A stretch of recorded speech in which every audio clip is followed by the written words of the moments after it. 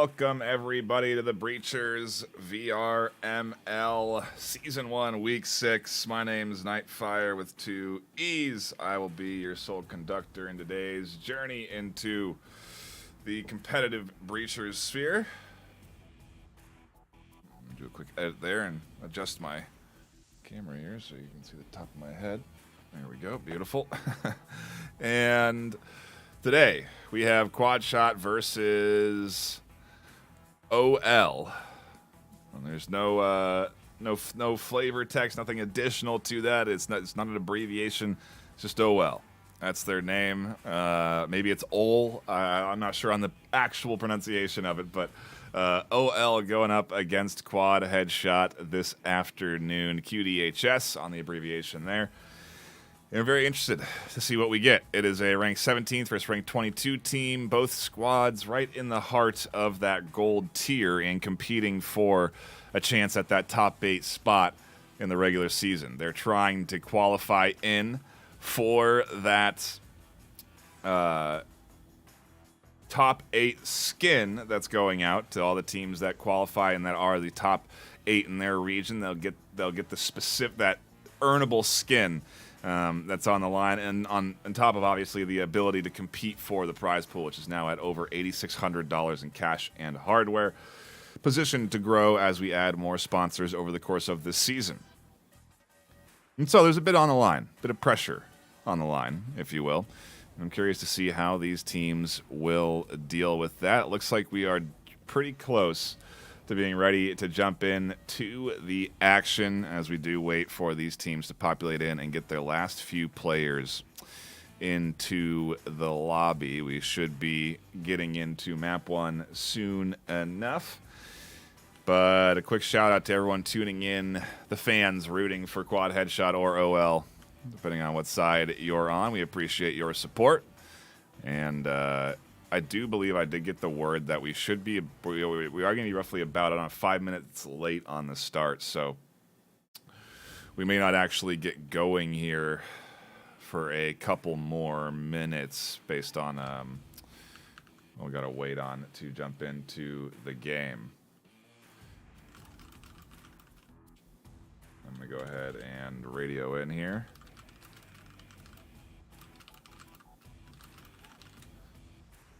And we will let them know that they're not waiting on me and can jump into the action soon enough. Maybe they'll jump in 4v4, but I doubt it. I imagine that both teams will be waiting for their 5th to jump in here, and then we'll get into the action.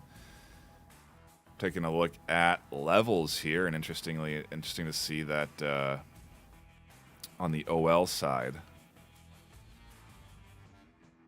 they do have a relatively low overall level. No, not actually too bad. It's really just let's get Jiggy Bro at level 3. That's the lowest level out there. So, indicator to me that maybe they haven't done a ton of scrims and practices together. But I think I almost saw a 5th connect for OL, and Quadheadshot, I'm sure, will have their 5th join in soon enough. But we are just waiting for that lobby to populate, and then we'll jump into the action. Today is a solid day of Breachers. If you're not aware, there are several games ahead of us this afternoon. Dington City versus Havoc Esports will be right here after this stream. And at 30 minutes after that game starts, Infinity versus Acer will be broadcast live, brought to you by one of our newer casters, Gibular Bob. Martini may be joining them on that. I'm not sure. Heritage may be joining them on that. I'm not sure.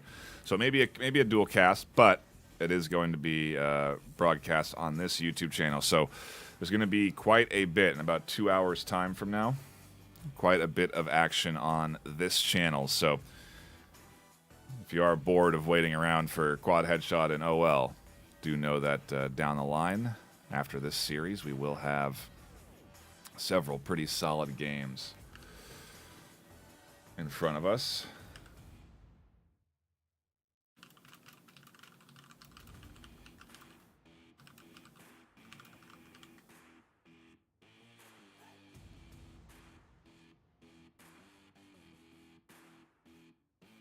I'm not sure. Trying to figure out what the schedule is for the actual start of this series, and I do hope that they aren't. No one's waiting on me for anything.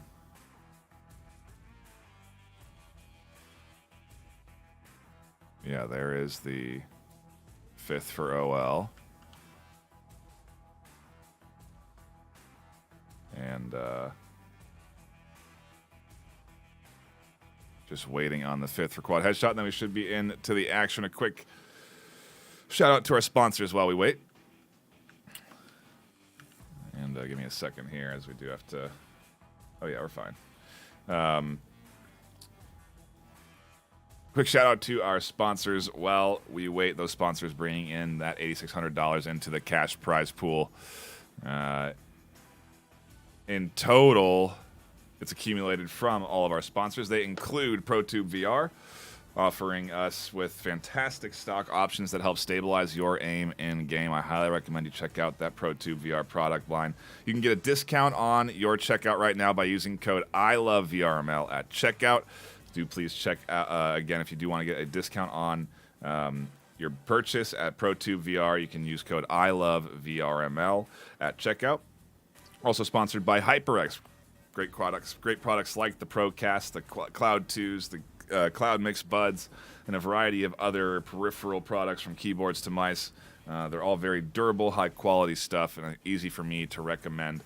So do please go check out HyperX. You can get a discount on any purchase in the U.S. by using code HXVRML23 at checkout. We're also sponsored by Helga. It's an esports manager bot that helps schedule games from scrims to league matches. It's a bot made by league players for league players. You can go and join their Discord and get the first month of the subscription service for free. And so I do recommend you go check that out if you are interested or do want some help with scheduling. It's a great tool, and we're really appreciative of that support from them. They're offering first and second place from both regions with a lifetime subscription to the service. So again, big shout out to them. We are also sponsored by, last but not least, Triangle Factory, coming in and supporting the prize pool with cash and also contributing in with those in-game gun skins. So we're going to have a VRML skin that'll be available for purchase, and then one that you can only earn in by qualifying as the top 8 teams in your region. And so there's quite a bit on the line at the end of the day in that total cash prize pool, and hardware and in-game skins. There's a lot there, and so we're really happy to be able to bring in that prize pool. It's positioned to grow as we add more sponsors, so keep an eye out on the announcements channel as we hopefully add in more sponsors, and really looking forward to the end of this season. It's about 13 weeks, and we're only on week 6, so we're not even halfway through this regular season, and we've already had some great games this week. Last week, I mean, I really am looking forward to future weeks, the later weeks of this season, because it's going to be incredible with the gameplay we're going to get there at the top of the ladder. But hey, we're in the middle of the ladder this afternoon, and I think I've stalled long enough for us to be about ready to go. I don't really know what the particular holdup is. Let me try and... Yeah, it seems that Quadheadshot are having an issue sourcing their 5th right now.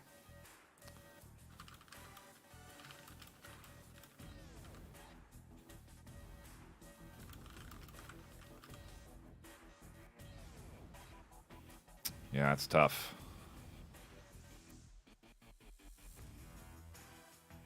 I'm seeing now that, yeah, they're working on getting their 5th connected in.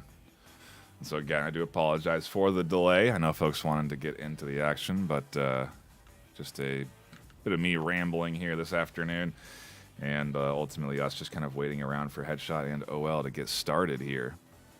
Again, plenty of matches ahead of us, so do be sure to be tuning in later this afternoon. And it looks like they have finally gotten their 5th. It's not a sub either. Someone that's rostered on the team, so yeah, I did it. Stalled long enough, 10 minutes to get us here, and now we're into round number 1. Let's go ahead and swap the teams as OL are starting on defense. Quadheadshot going on to the attack. can see the active rosters beneath me here, but over on OL we have Rezi K, Let's Get Jiggy Bro, Kosher Halal, Your OPP, and Agua. There's no Q there, it's a G.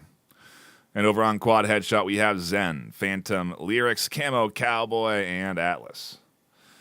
Pretty easy to pronounce. I appreciate those easy names. Look at this. A little pregame huddle to hype up the squad. They were missing a fifth. I'm not sure where that fifth was in the huddle. On the other side of the map. Going to be the one flanking. They can't exactly huddle there. But it seems the Quadheadshot folks psyched and ready to go into the action for round one, our pistol round. Worried about potential threat. You can see the ping there on that window, but nobody will be peeking out early on the side of OL.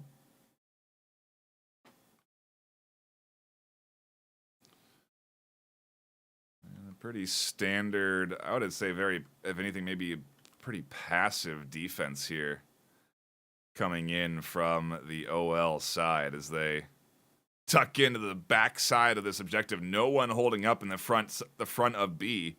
It really leaves it open and easy to take control of for Quadheadshot, and all we really get is just a bit of fire through the wall and through the doorway to start things off.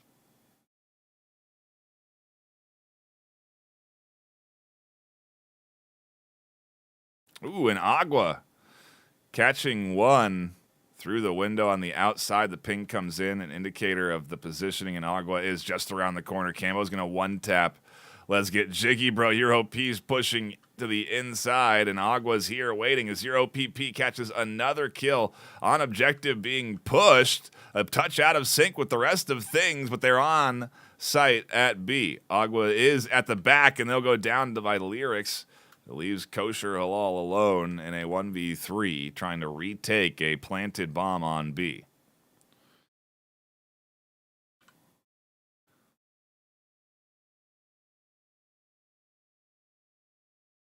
Nice read to open up the 1v2.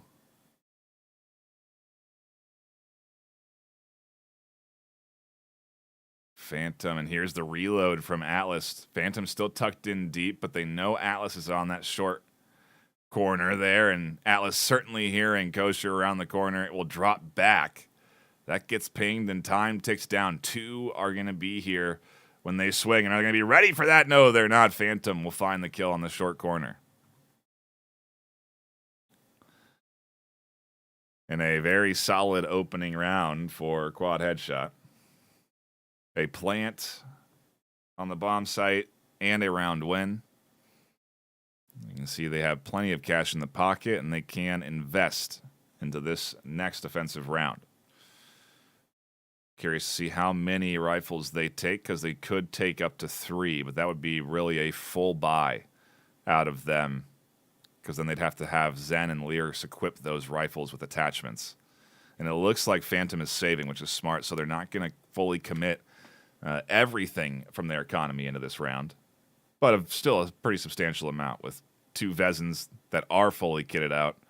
Yeah, they're coming in strong in round number 2. Quadheadshot looking for a dominant 2-round lead here. They come out this one by at least carrying these 2 rifles through the round. It will be a ultimate net positive. And their economy will be in really good shape.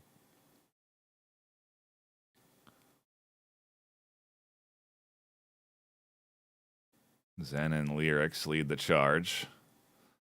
Lyrics will observe the stairs, has the foam prepped, and a pretty fast Quadheadshot play coming in. That nade not going down into server room like they were hoping. And Lyrics will go down. Rezi K finds a double. Atlas there to deny Rezi from pushing back up the stairs. And Phantom now will pick up the rifle. Zen gets a kill up on the top floor. And it is chaos across the board. Hard to track where these guys are going to be fighting, because it's happening on the stairs, down the basement. A nice angle here, lined up but not connected. Atlas will drop off the window. Let's get Jiggy Bro tucked into A site and Phantom trying to threaten.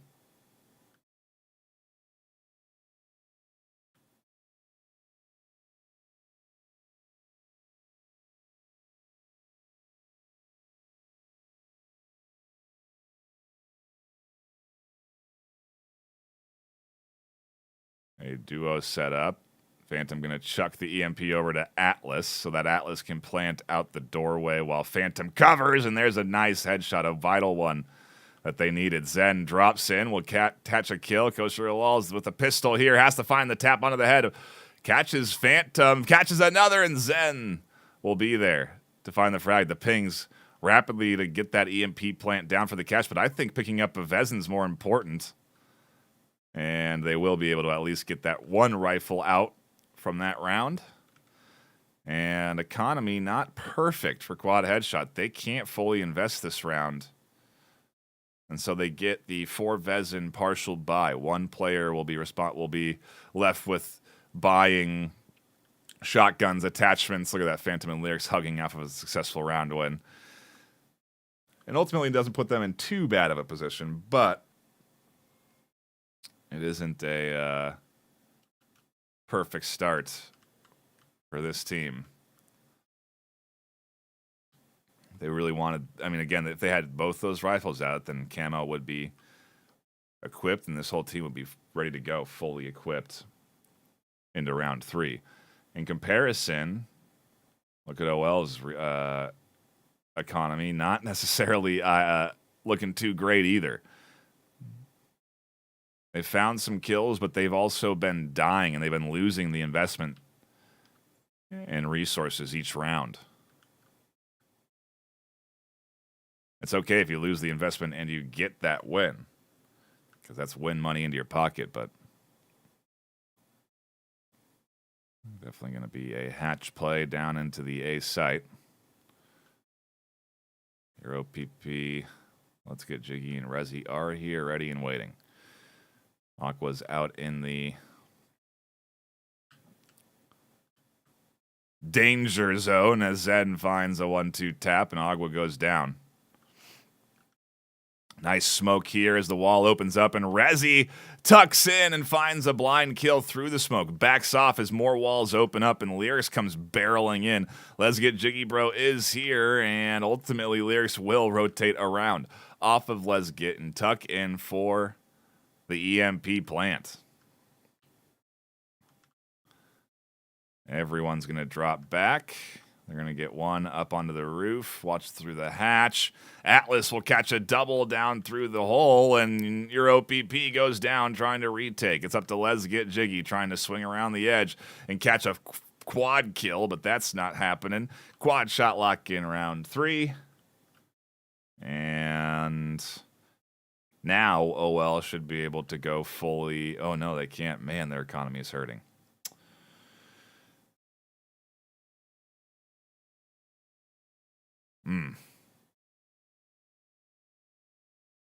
What is the solution here? Yeah, they're going to eco. Pistols only for OL.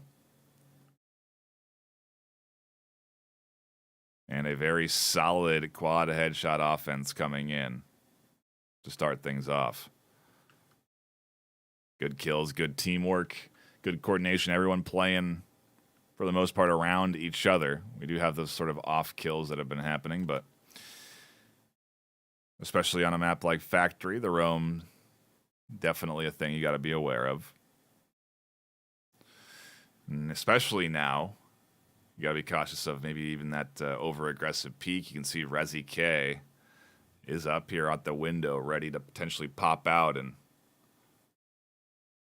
spring a little trap on this quad headshot offense.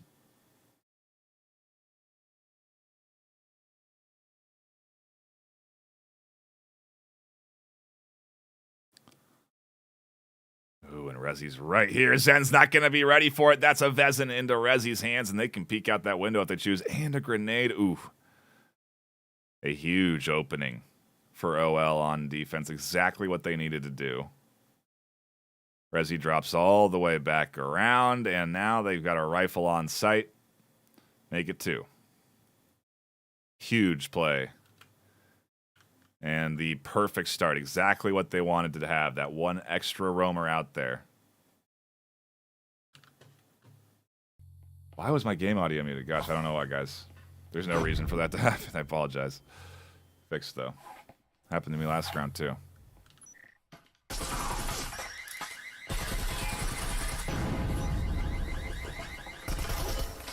Nice pickup from Kosher with the Cyclone Atlas here. They'll find the kill on the back is Agua, and there's a double on B site. Wonder if Agua's getting a rifle to toss to your OPP. If not, a really solid opening here.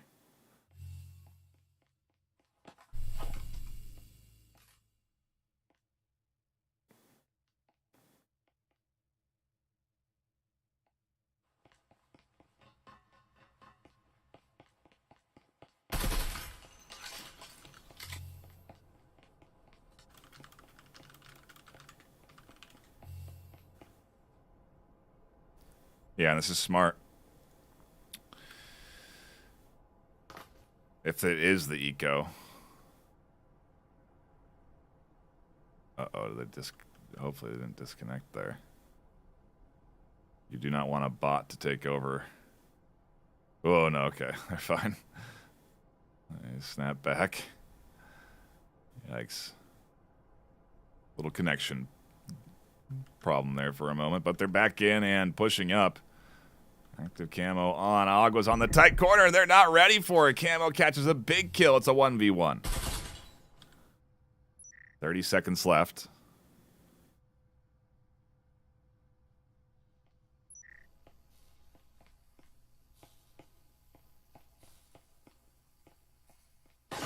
No, and as they try to push in, it's going to be OPP.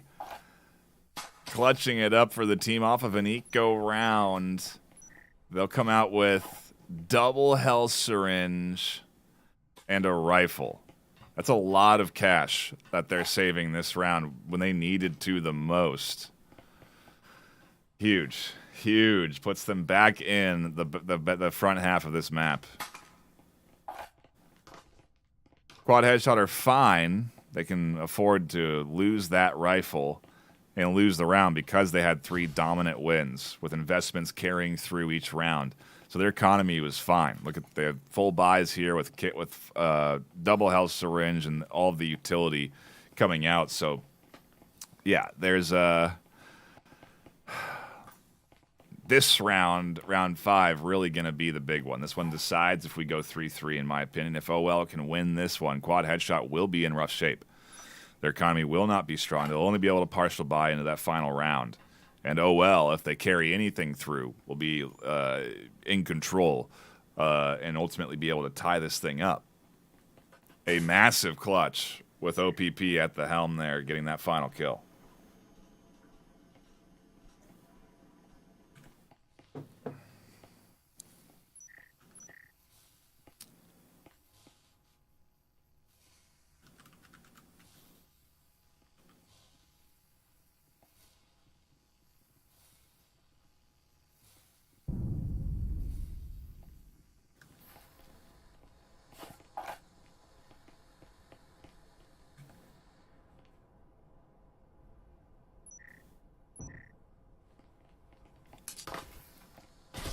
Oh, and as soon as they drop down, a big kill from Let's Get Jiggy. That's a RCP kill. They want to get the rifle that is staring them down on the floor there, but that's a super hard pickup to get.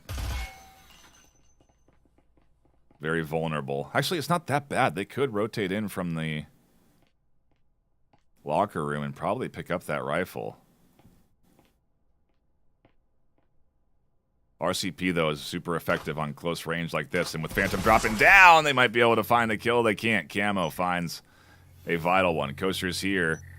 Looking to peek as Lyrics makes their way into that locker room. They'll back out. Don't want to challenge Lyrics with a Cyclone. Definitely the right choice.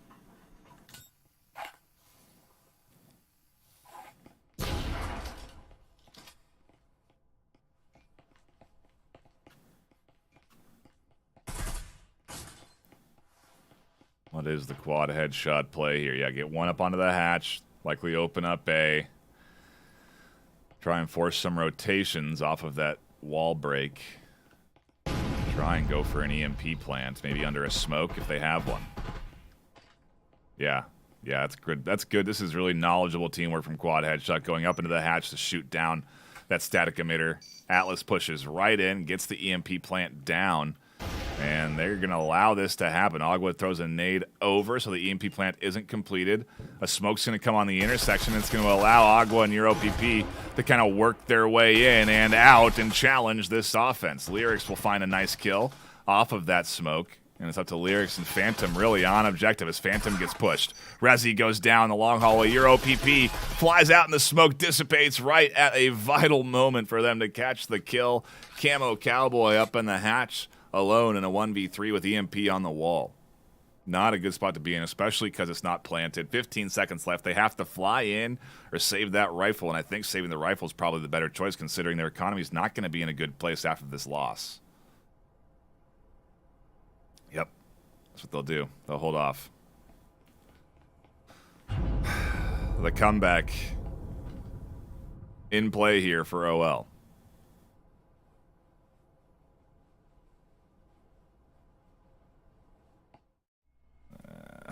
We are into a solid series. Another one. Week 6 just delivers. Plain and simple. A great game yesterday with me and Heritage. And all 36 rounds played. Super fun back and forth. And now we're into teams that are ranked 17th and 21st and 22nd, respectively. No, 17th and 22nd. Deadstop also has a skull. They kind of look similar in the logos, okay.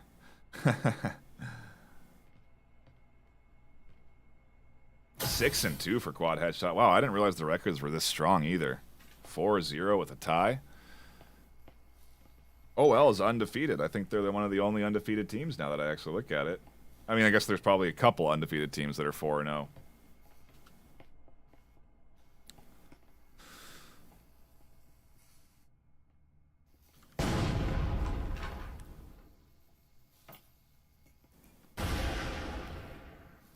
We're into round 6, though. Last round of the first half. And Quadheadshot are able to full buy. Well, Lyrics with an RCP, but 4 rifles. All the kit, all the utility, and a great nade toss. Will go underneath and not catch Jiggy. Wow, they are so fortunate that that nade doesn't kill them. Agua catches the kill up top. They'll go down to Zen. And now the push coming through. Lyrics getting the smoke out. Seems to be maybe a fake out. Not sure what the play would be for Lyrics and Camo on the bottom floor, but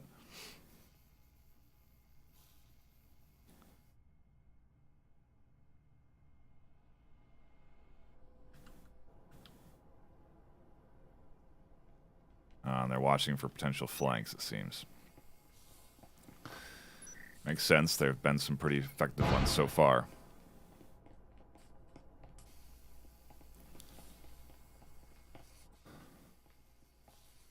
But these static emitters, well placed. Ultimately, though, Zen going to get in. Audio transmitter gives away some info. Your OPP flies out. Resi catches another kill down the long angle. Another peek out, but this time Atlas catches the kill.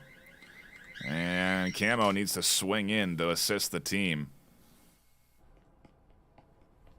It seems they're on a bit of a rotation to get to the other side of the objective, maybe even pushing in from onto B site. Where's the EMP? It's in Atlas's hands, and Atlas focusing here over onto the A site. Maybe Cowboy will try and draw them to B.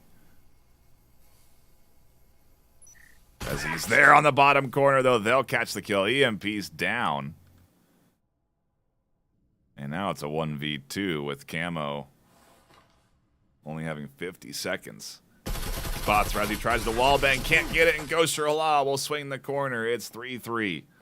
Locked in just like that for the Quadheadshot OL squad. And we go into our back half of the series. Reset sides. And just continue to have a fantastic battle back and forth this afternoon. Do apologize for the lighting issues we're having here, but still all that natural light coming in.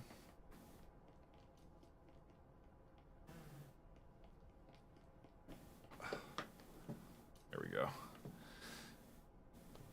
Who needs cold air? Not me. Not me to bring you a high-quality cast, that's for sure. Oh, well. Now go on the attack. Quadheadshot to get their chance at defense. And let's get Jiggy Bro is getting jiggy, it seems. Doing some Dragon Ball Z maneuvers to get them hyped up. For this B site push, drone work will come in, assess the situation, likely identify lyrics. Who pushes out to catch that. And now a nade instantly follows up, but doesn't go out from underneath. That could have maybe caught a kill or two if they had rolled it effectively, but not so easy. Another nade tried to come in, but that one doesn't go up and over the way they wanted it to out the doorway, so oh well, relatively unscathed by the ultimately a couple of credits used by Quadheadshot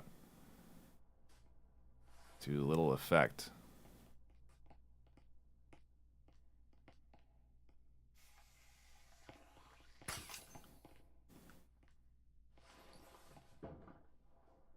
Atlas holding that doorway. And as B wall opens up, you can see Atlas trying to connect. The Taurus in hand looking for those headshots.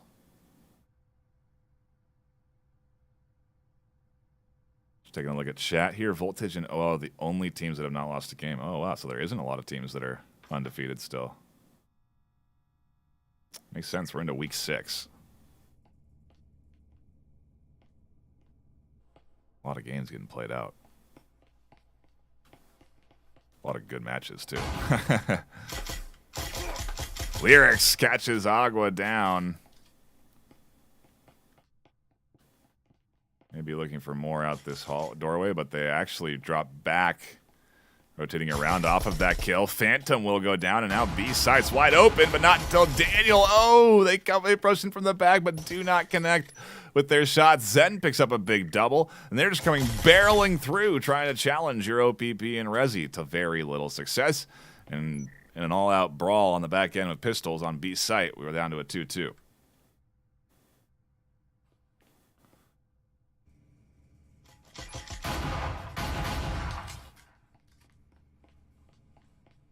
Resi K here, Lyrics pushing up, and a nice connection as Atlas swaps out for the Taurus. And finds Resi K, Quadheadshot, push up into the lead 4-3. Pretty close. But they managed to come out in the positive, and ultimately, what's the... Uh-oh. A disconnect coming through is not what they want to have after a round win like that.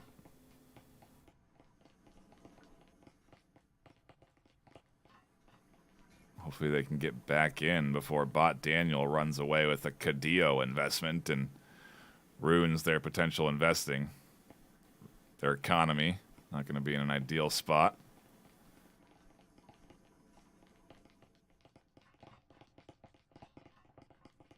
I suppose if you're ever going to have a disconnect, you'd want it to be on when you're on defense, though. Not when you're on the attack, otherwise you're really sending yourself into your opponent, but Daniel will at least defend the objective. And at the end of the day, a Cadillo in a skilled player's hands isn't the worst gun to have. RCP ultimately would have been the better buy in this situation, but...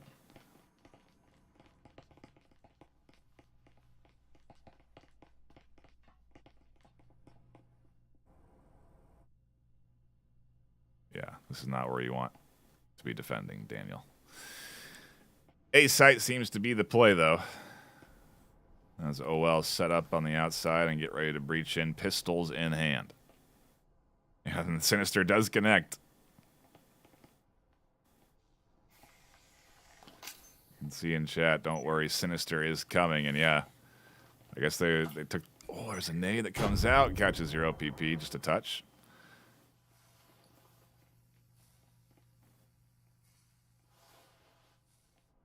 But it isn't a bot, at least.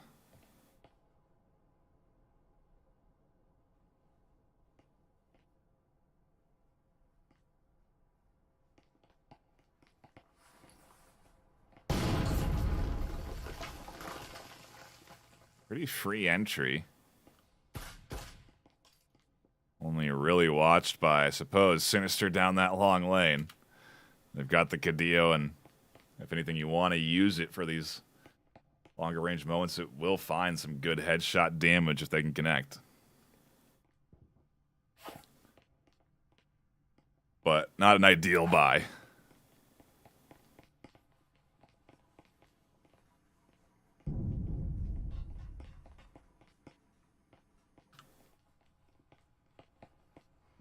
Zen. Trying to get into position. You see the trip mine there ready and waiting if they do breach that wall. But oh well, slowing things down a little bit. The pace pretty fast when Quadheadshot were the ones pushing, but now with a minute left, oh well, starting to poke and prod. Atlas will find the first kill. Kosher there. Can't push through with the static emitter. And now down the long angle, we have a all-out brawl. Your OPP. Lyrics, everyone here trying to connect, and a nade gets tossed out. That catches the back of Lyrics. No, OPP, excuse me. Phantom catches Coaster. Down goes Zen.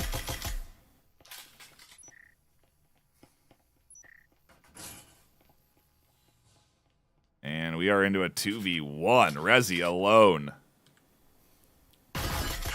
Oh, and the 1-2 tap to the head.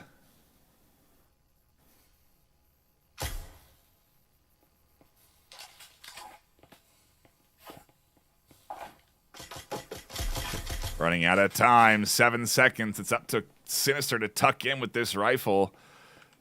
And time will tick. Rezi won't have enough to rotate around. And Quadheadshot will sneak away. Looks like Rezi's going to save that health syringe, so at least they get some money out of this round. A little bit extra cash than they would otherwise.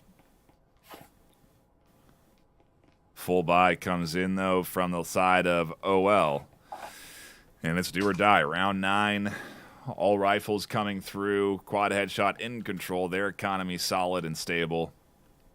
They're able to fully invest. And now Sinister carrying that Cadillo through to the next round. They'll really be able to save some money themselves. So overall, a pretty solid bit of a comeback coming in from Quadheadshot. Actually, they started 3-0. OL came back with to tie at 3-3, and now Quadheadshot regaining control.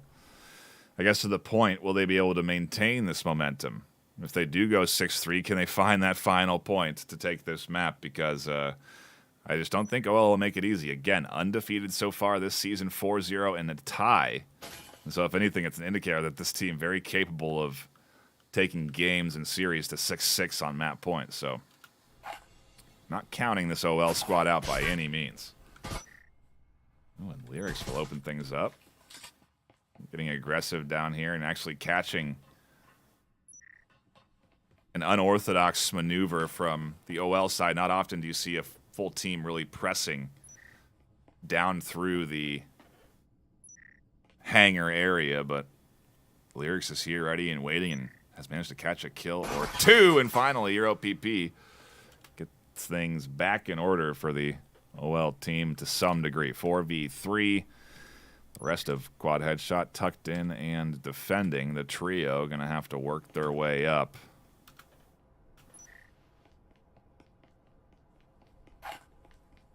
And they got 2 minutes to do it.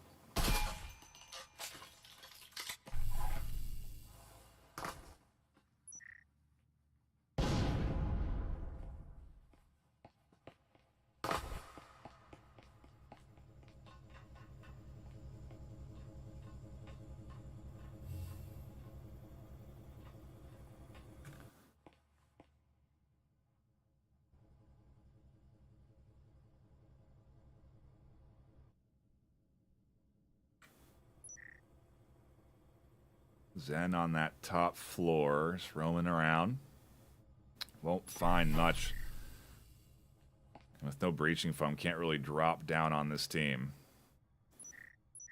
Suppose the stairs are certainly an avenue to apply some pressure if Zen so chooses. Oh, and actually they do have... Oh no, this hatch that got opened up. Zen's gonna fly down and find one.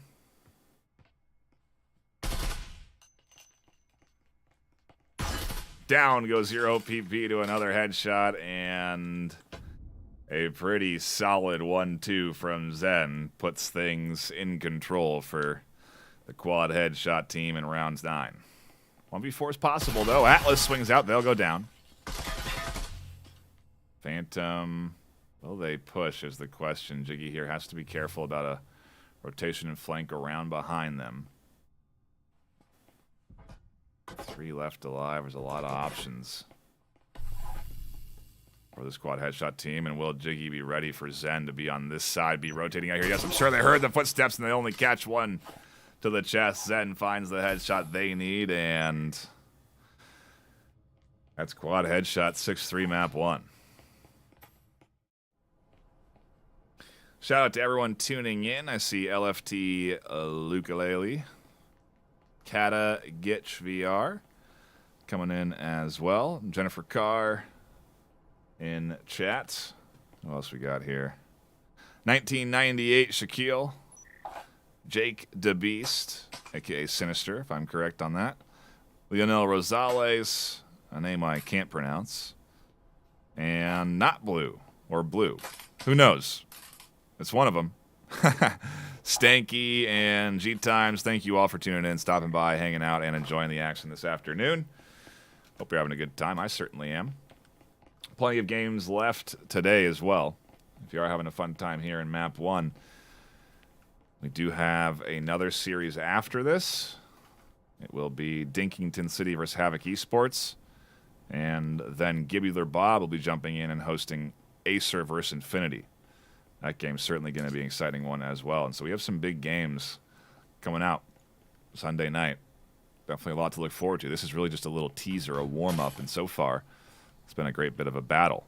We'll see if Quad Headshot can lock in a map right now as they do go to map point in round 10.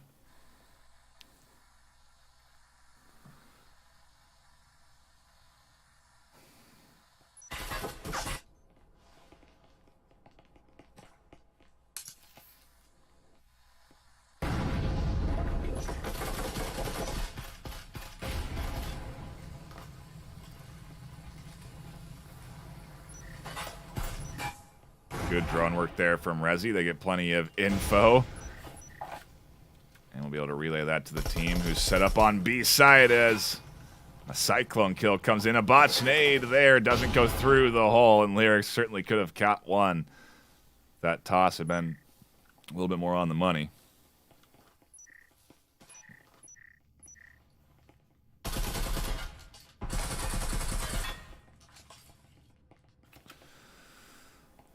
And what is the play from OL? They seem to be backs against a wall. Euro PP with the Cadillo in hand. The full buy from them has come through. RCP onto Kosher, and it is not an ideal position. It's not a fully equipped position to be in. Oh, and Lyrics on a potential flank might find the side of this B site offense. They time it right, but OPP's there. Catches the kill with the Cadillo in close quarters. That's pretty solid. Ooh, and a Vezin scooped up. Zen will quickly remedy that problem, though, and now it's up to your OPP. Cadillo in hand, and a 1v3. They can't lock it in. Quad Headshot will get the final kill with Phantom picking it up. And that's map 1 into Quad Headshot's hands. 7-3. Pretty solid performance from the Quad Headshot team. Get them into this position, and the question is, where do we go from here? What's our next map pick, and will OL take their first loss of the season? 6-2 for Quadheadshot with a 75% round win rate. That is pretty dang impressive. I guess OL, or no, excuse me, 75% map win rate, game win rate. That makes more sense, 6-2. Because I was looking at OL, they're 100%. Definitely don't win 100% of your rounds. But only a tie there for OL, kind of besmirching their perfect record. And, well, we're a map away from them getting their first loss. Quadheadshot looking to go 7-2, and honestly, that pretty impressive for a season start. That's a very solid record. That's going to push them up, maybe into the top 10, maybe into the top 8. At least close to it. And again, as a reminder, that top 8 qualify in for that earnable gun skin that we'll be providing in game. So definitely a bit on the line this afternoon. I suppose every week from here on out, leading up to that postseason, there's a bit on the line, but that's the beauty of the VRML. Is there's always a bit of that pressure when you're playing at the top of the ladder, and that's what we want. We want to have diamonds formed, and ultimately have fantastic games like we've been having here in Week 6. I would recommend you go check back some of the past VODs. Been a lot of really good games in Week 6 and Week 5. Likely be coming out within a Eternity Acer match recap, as that was match of the week in Week 5 last week. That should be coming out tomorrow. If you want to check that out, it's about 20 minutes, 17 minutes of just pure action. And we may be doing that for more games. Maybe a game this week, who knows. We definitely had a great one just yesterday with me and Heritage, so that's certainly a candidate, I think. Make sure they're not waiting on me.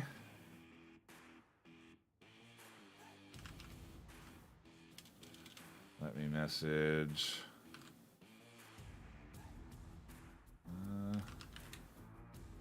That we are ready and not waiting. And we'll see if we are going to jump into map number 2, which looks to be currently Skyscraper.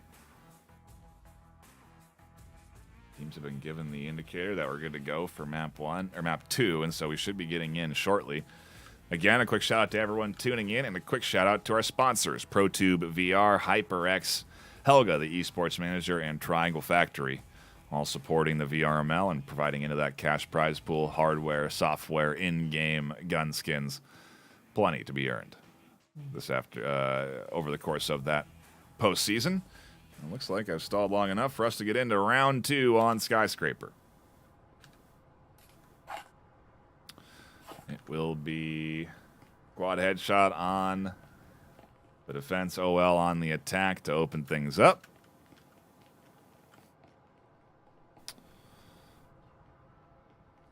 And I think Quadheadshot kind of starting with a bit of an advantage. On a map like this, Skyscraper in particular, roaming really plays an effective role. Can do a lot of damage. Who knows what they're talking about?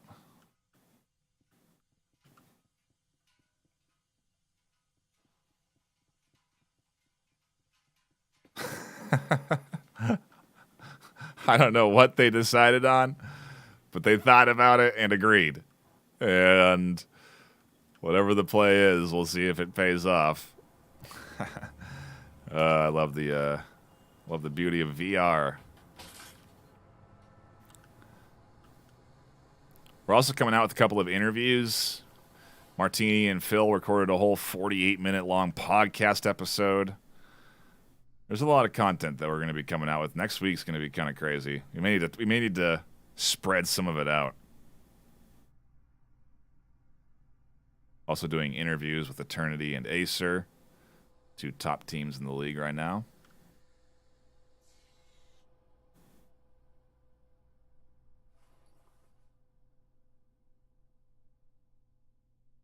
So yeah, tons of content coming out on the YouTube channel. Definitely recommend subscribing and getting ready for that. Speaking of, we're almost to 1,000 subscribers. Be awesome to hit that landmark going into week 7. A bit much to ask, but if we do get 20 subs over the course of today, and that'll lead us into a solid week 7 starting point. Zen's going to catch the first kill on the opposite side of the map, challenging on the stairwell. Kosher all tucked in and will back off. Support from Agua on the short corner comes through, and a 1-for-1 trade in the outside lobby of A. Agua's here and catches Phantom looking away. Lyrics almost also got caught out themselves, but they were able to duck back in time.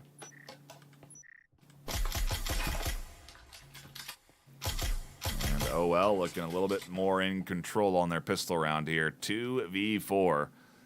The setup on A site coming. Wall's open. Nade comes through. It's a decent toss to the back. Forces Agua off of the Overwatch position. Means that Lyrics can catch that kill. The double, the triple, the quad. No, your OPP will shut it down, but it's a 1v1.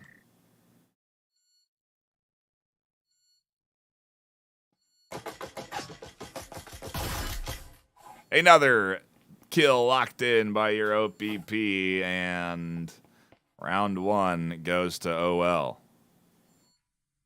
Just barely, but they get it. A plant and 1 survives, so economy looking good. They'll be able to invest if they choose. Double rifle, triple. They could actually go 4 rifles this round if they wanted to. That may be a bit of an overinvestment, but some do choose to go big or go home, especially on a do-or-die sort of round like this where they have to tie or win to push us to that map 3 decider. Ooh, 3 rifles. The more rifles you go,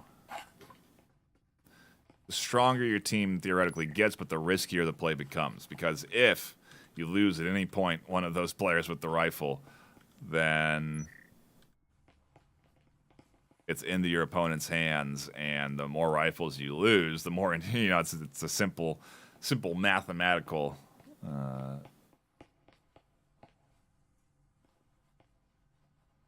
equation to go through.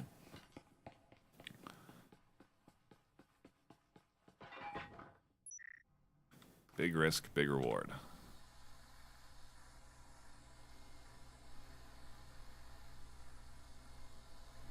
Bit of drone work coming in, assessing the server room entry point, making sure no one's tucked in and trying to flank or catch anyone out here on the backside. Zen may get identified by this drone as it floats through there, and yeah, it does identify them, pings them out, and that's Zen trying to catch a rifle user out and get their gun in their hands, and now there's not going to be an option for Zen to get out of this room, and so you can see Rezi and Agua are here. Agua just goes barreling in and finds the kill with a pistol, a slice of HP left, but there is a health syringe in the hands of Rezi. They'll give that to Agua, they'll heal up, and the roamer, the threat, eliminated. Very good job there from Agua, using that drone to identify and then push in without using that rifle. Again, not risking throwing that rifle into your opponent's hands. A very calculated play there by the likes of OL, and you can tell they're coming in focused. Round 2 here, locked in with their investment. Trying to capitalize and take a 2-0 lead on Skyscraper.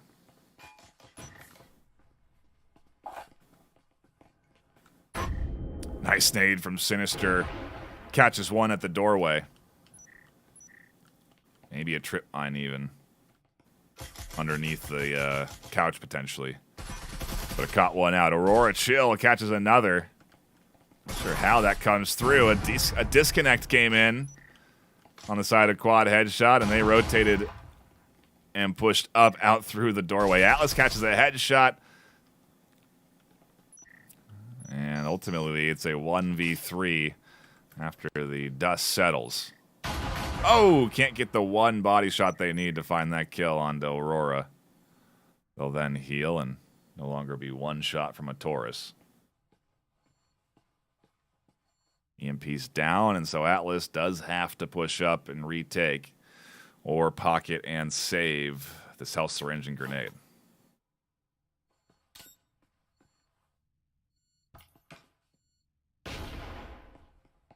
Pretty decent toss at that doorway, if there's ever one there.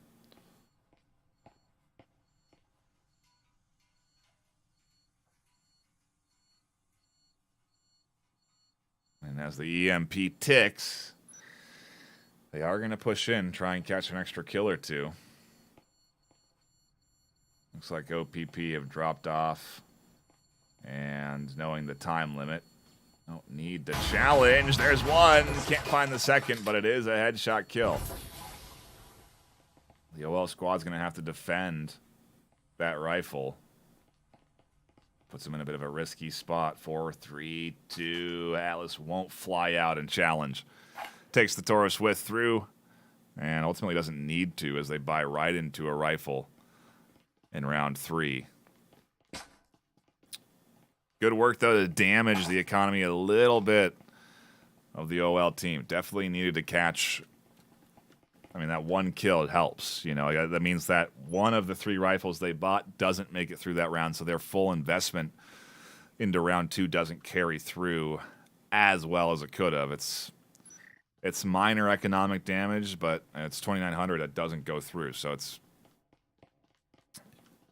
minor. I mean, I don't know. I'd say it's actually a pretty decent outcome there to take down one of the rifle holders. So, either way, OL up 2-0. And I suppose we've seen Quadheadshot down before and come back. We've also seen them in the lead and squander it, so what do we get? Actually, we only saw Quadheadshot tied. They led 3-0 and then tied 3-3 and then went 7-3 map 1. So, if anything, OL definitely do have some momentum going on their side right now.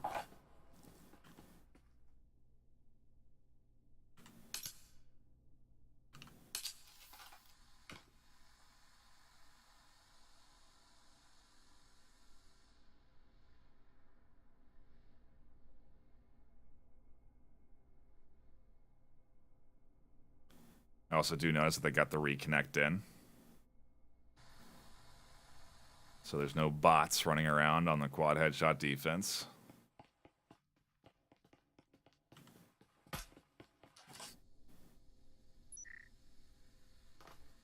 But if there was ever anyone that challenged this long hallway, man, they could have had a couple of kills lined up, potentially. Or been absolutely blasted by 3 rifles. Depends on how you look at it. Drone work coming in, though, assessing the outer lobby area, making sure there's no roamers, aggressors, anyone tucked in behind any bushes up here on this top floor. Maybe an indicator that they're going to be trying to make for a hatch play down onto A or B site. The hatch play and the window push on B are pretty standard stuff. And so it may just be a long way of getting there.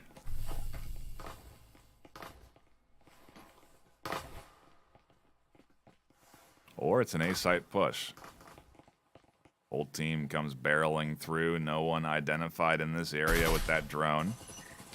Aurora catches Zen on a rotation down that long hallway.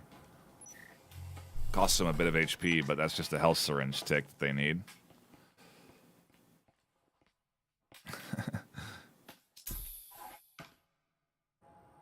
Playing keep away, it seemed like, for a little bit there. As Lyrics comes flying out, catches one.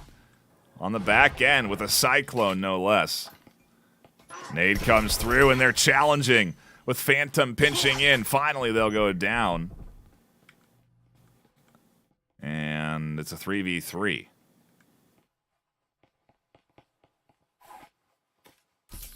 Some good aggression connecting for Quadheadshot, and look at this, inside already is Agua. They'll pick up a 1-2 tap double. And it's up to Phantom in a 1v2 to retake this.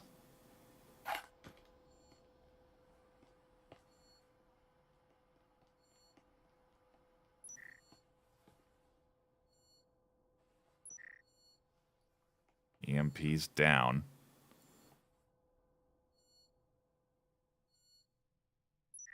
They likely heard Agua. Now with those shots coming in too, certainly aware of the position. And this is going to be tough to retake.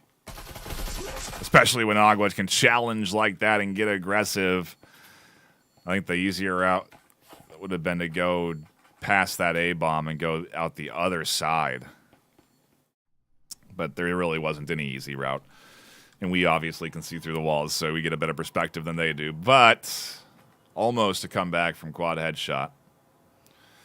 Almost doesn't do them very good, though, because they invested pretty heavily into that round. They're now not able to invest here.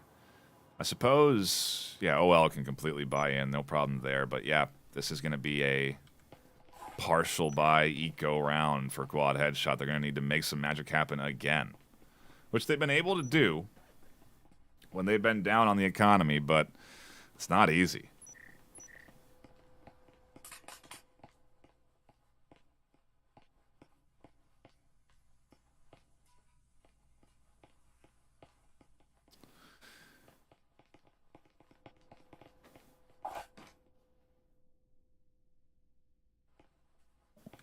I gotta give my voice a little break here, a little agua.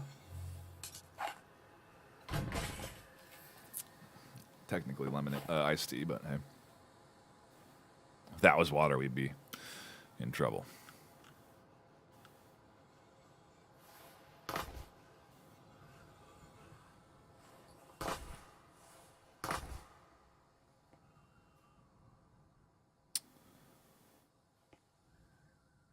Oh, this is interesting. It's round. What is OL doing with their money?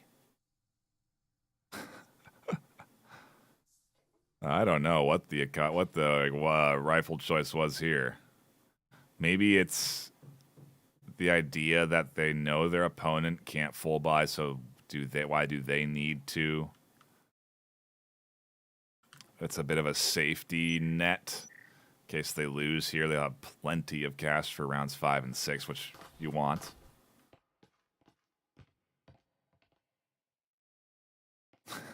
And Rezi happy that no one took up any defensive positions inside the box or tucked in to challenge them.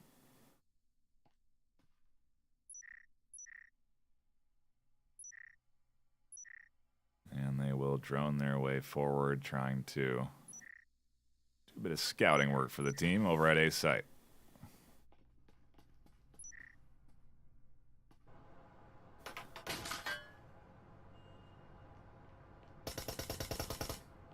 Oh, wow. Shots through the wall end up breaking the window. Lyrics on the top floor.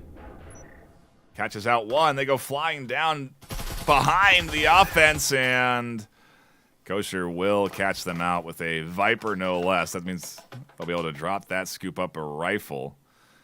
Was it worth 2 lives of their teammates? I don't know. 3v4. Agua still on the other side, and Agua catching Atlas through that window. A site getting pinched on, and now a 3v3.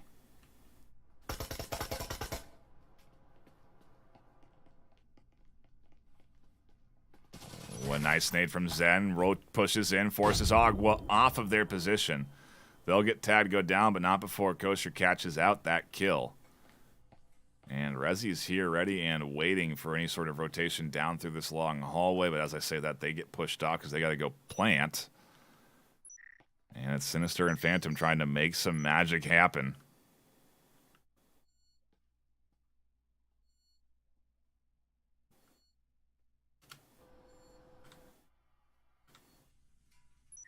One v4 retake will not be easy. 1v3, excuse me. 2v3. What am I talking about?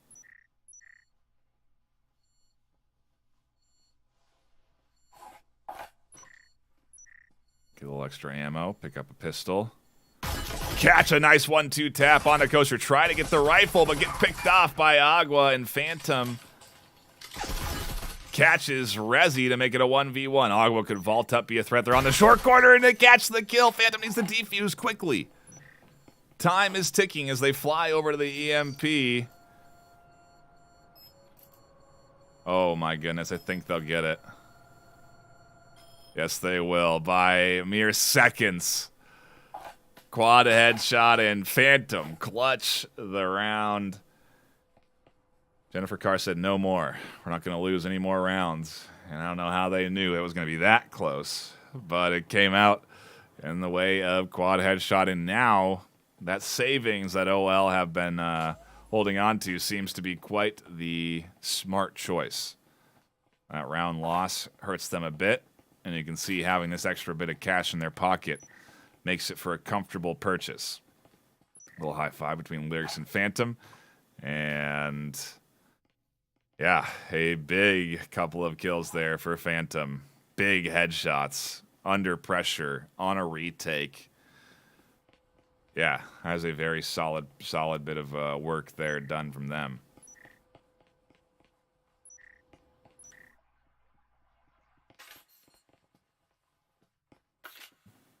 What is that? 3 audio transmitters? Wow. Is that real? No. Hold on. Where were they planting all of those? Over here, right?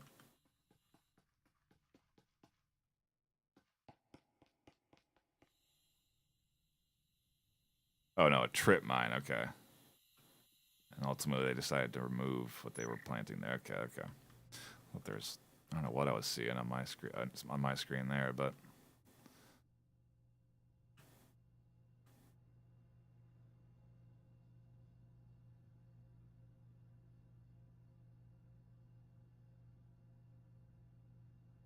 tucked in Zen here, waiting for this rotation, which is likely to come. OL have been preferring the A-site push. We also got to keep an eye on Lyrics, who's doing a bit of a creeping and crawling and hoping to get to the backside of this OL offense. They've been pretty diligent about watching for flanks so far, but it's hard to stay on point as Zen catches the first kill. Quickly drops back. Lyrics continues to swing and rotate. Almost has the back of Aurora chill, but doesn't quite see them there. Ooh, and they may not end up committing to pushing out there.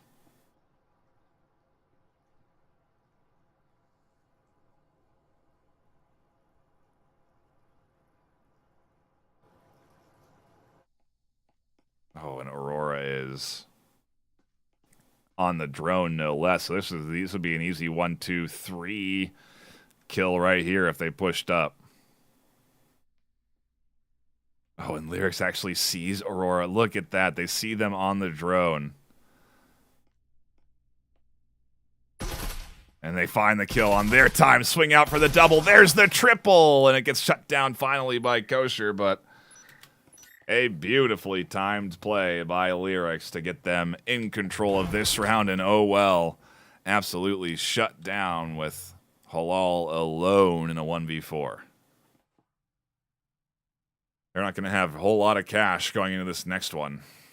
And so they're not going to be looking too good in round 6. Unless Kosher saves this rifle. I mean, honestly, saving this rifle is pretty big. Yeah, they need to hold on to this, and so it would make sense for them to drop back, tuck in, and what do we miss? Someone said we're missing in-game audio? Oh, why can't we hear what teams are saying? I see. Yeah, we don't. I don't think Spectate enables you to hear in-game comms. But if it does, we don't listen in to teams strategizing or anything like that. Ultimately, it ensures that we have a family-friendly broadcast because you know that I won't be swearing here and that you can enjoy some good quality VRML esports action with the kids in the living room on the TV with the family.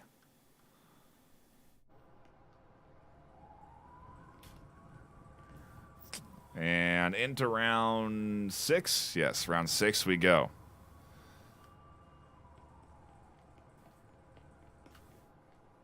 A full buy for both teams, spending everything they got left. Quadheadshot will be able to come in fully equipped with all the attachments they need. In comparison, OL, not bad. Their economy management, their safety net is actually pretty vital here. Again, because they didn't spend big in round 4, they end up having enough cash to buy in here. But the question is, like, what if they had bought big in round 4 and won? Would that, is that more worth the investment? You could play the what if game all day, especially in a game like Breachers, because there's so much to be considering with economy and rifle picks, gun choice, and then ultimately just your shooting ability.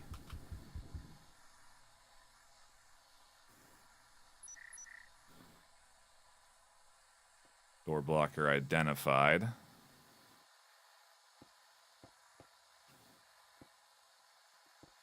And likely footsteps heard. Oh yeah, they definitely spot both Phantom and Sinister there. A smoke comes in, interestingly enough. Maybe they're anticipating a much more closer offense at this stage in the game, as utility's also thrown into that smoke. Ultimately, though, Lyrics doesn't connect on their flanking play. I don't know that they needed to have Lyrics do that now, and especially when they have all of that. Yeah, they gave a rifle. They gave a rifle, so now we'll have 4. A Cadillo. Not ideal. But not bad on Skyscraper. There's some long angles for it to be successful in.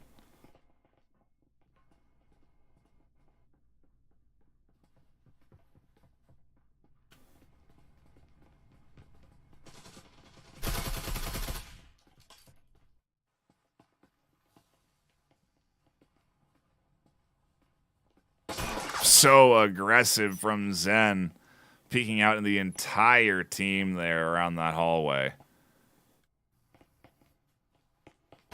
Quadheadshot kind of giving this round to OL by getting too aggressive.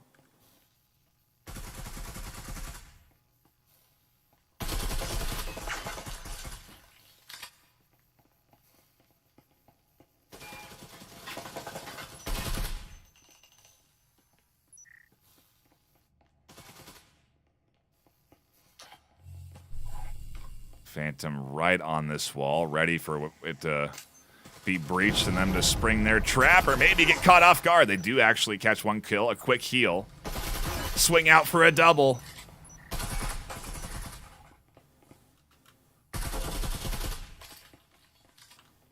Seemingly having some connection issues too. Tracking issues maybe, but not enough to deter them as Atlas catches another kill. Resi and Sinister there doing work, and Quadheadshot in the chaos managed to come back, and now your OPP's alone. They'll go down with Atlas catching the headshot, and it's tied up 3-3. A big comeback round 3v5. But they managed to make it happen. And now they go on the attack. Trying to take the series right now on this map. We're not into series point by any means just yet. They've got a ways to go. 4 more rounds need to be secured by Quadheadshot on the attack on Skyscraper, which isn't the easiest of tasks. But it is what's on the menu for this team. Ooh, and you definitely don't want to have a disconnect. Oh my goodness. Phantom really having some issues, it seems. I don't think it was. Yeah, I think they would have to go through like a full headset restart for the issues they were having. It looked like it was tracking issues.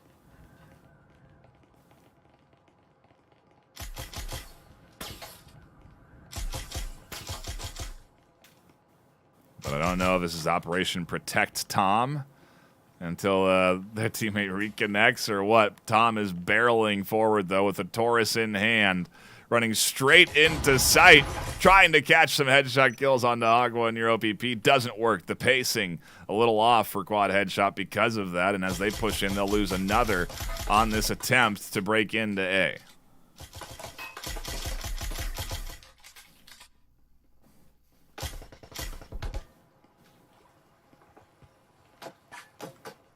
And and not the round you want to throw away, but definitely the round that Quadheadshot has thrown away here.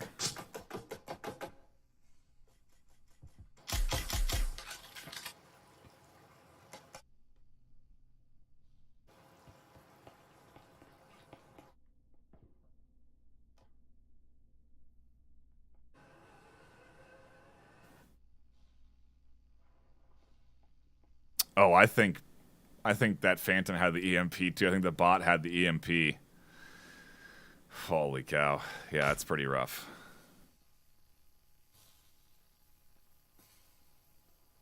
Nice headshot there.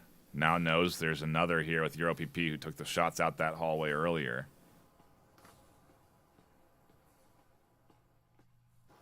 Atlas, though, has 1 HP. Oh, and Euro PP has rotated off the EMP down on the static emitter.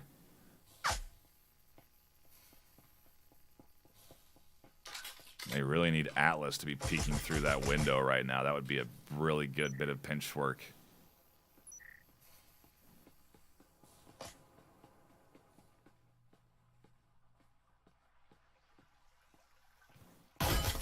Oh, a 1-2 tap onto Kosher as they try to push out from the vents.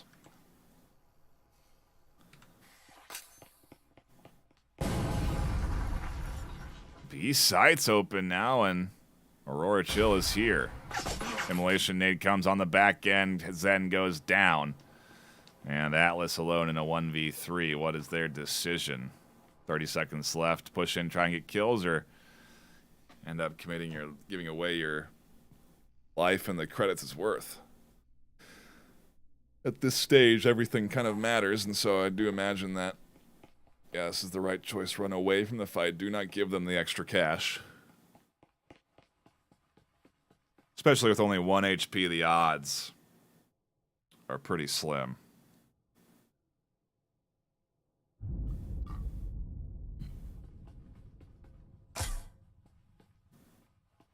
And yeah, I am looking at the I am looking at the back at the VOD, and it was the bot with the EMP.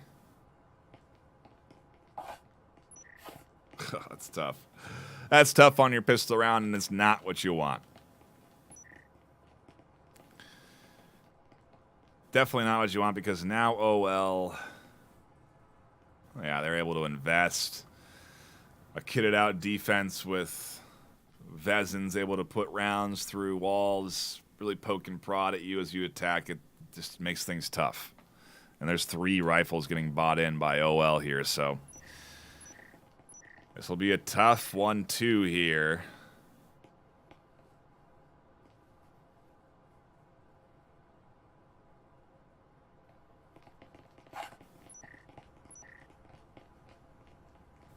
But OL are trying to push us to a map 3 decider.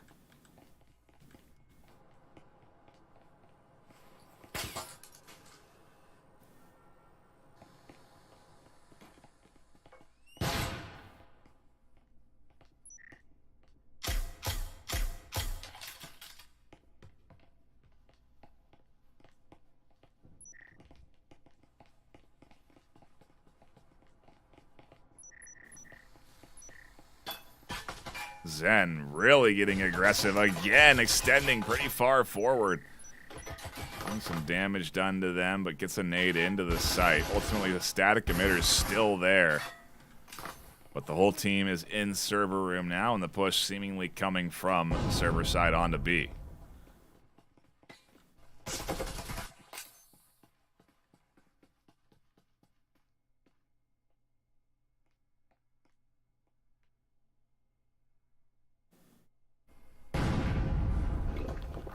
Both walls open now. Kosher finds the kill they need. Phantom able to pick up a refrag as they push in through their wall. Not a rifle in hand, and Phantom seemingly has another tracking connection issue. Don't know what happened there. They go down, and Atlas is alone.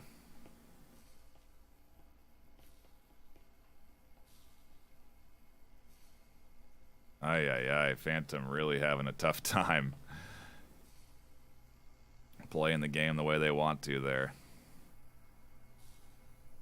Atlas alone in a 1v3 with 3 rifles. Yeah, this is going to be a tough task. The best case was that they grab a rifle, but they only invested 3 on the OL side, and so they're not going to be able to get their hands on one right now.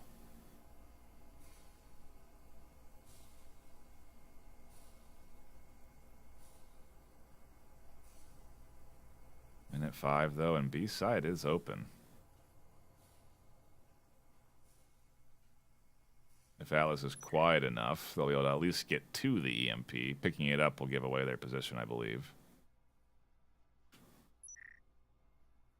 And Resi is just behind them.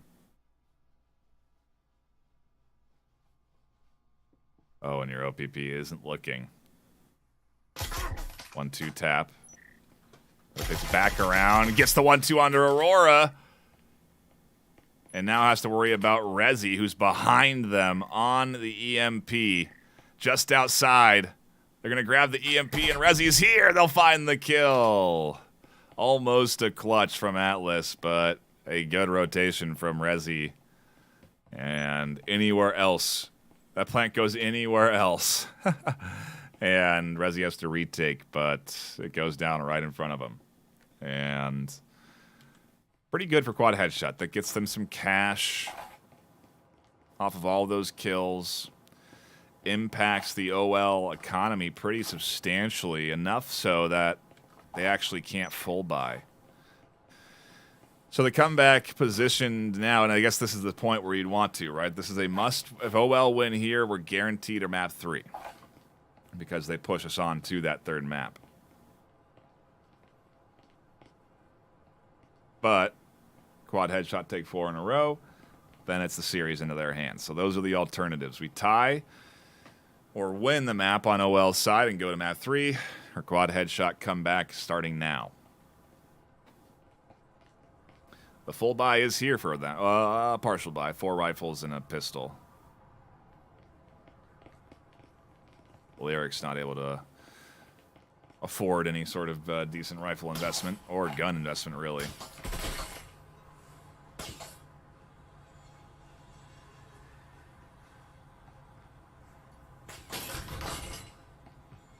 Oh, but this is a big A-site push. Pretty aggressive flying into the A-site like this as well, especially just taking control of this area without really much contest. Kind of a risk to swing in like that, but it does pay off. As the wall opens, Agua is there on the short corner. Ready and waiting to swing out and do some damage. They'll fly out on the Phantom, but go down quickly. And in the chaos, another pickup comes in. A nice scoop from Aurora, catches Zed, and it's a double for them.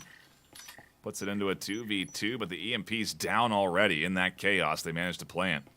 Resi and Aurora, Euro PP all here looking to get rid of it and get rid of the defense. Atlas goes down. Lyrics alone with a Cyclone, no less. Not going to be enough to hold them off. And this is map 3, guaranteed.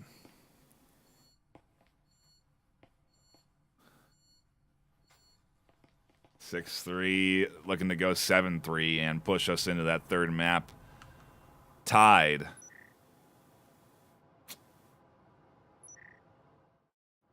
And Quadheadshot really just having a tough time in this series, or in this map in particular. Whether it's with disconnects or over-aggression. Hard to really identify where they've gone wrong, but OL really have capitalized on any mistakes that have been made and ultimately have been playing a very solid defensive set here. Looking to take this one in 4 on defense and lock in this map. Definitely doable for the OL team.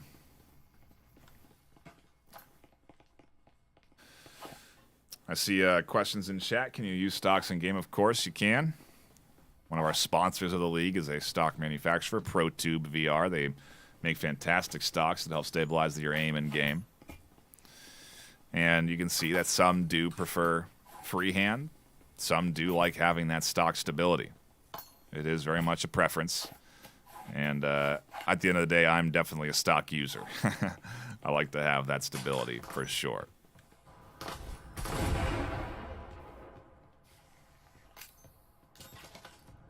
A site push set up. Nice RCP kill to open things up. Oh, that's actually a, sorry, not an RCP kill. Oh my goodness, Phantom really having issues. No, again. Catches a kill, but goes down right away as they're trying to fix whatever was going on with that wall bang that happened.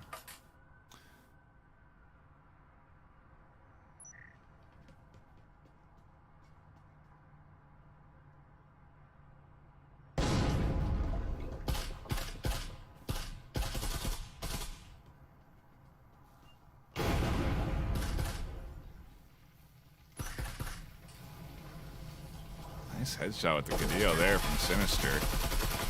Aurora here on objective, trying to fight this push off. Lyrics makes their way in, catches another kill. Will catch Aurora out, and now as Zen's in, it's up to Kosher to clutch up a 1v3 and can't do it. A little too late for Quadheadshot to be coming back here now in map 3, but they do manage it. Almost kill themselves with a nade, it looks like there. And, yeah, Quadheadshot crawling back. 2 more rounds to go. Trying to tie this one up 6-6, it seems. Again, we're still guaranteed to go to that 3rd map at this stage, but they at least won't take the map loss. That means that if they then tie the 3rd map, Quadheadshot would win, because they're the only one with a map win so far this series.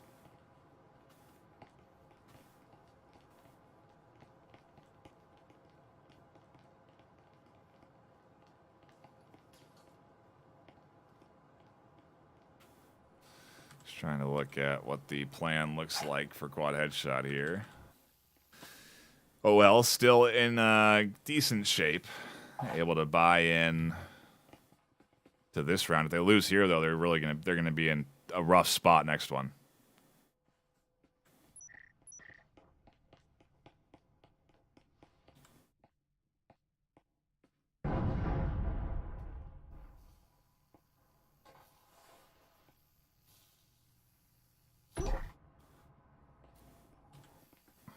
Another good start.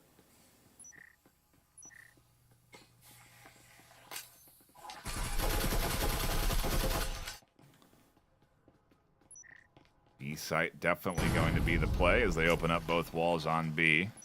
Agua's up top, though. Could catch a kill or 2 up here if they're fortunate enough. They're the only one that's going to be left alive by the time they do decide to push down.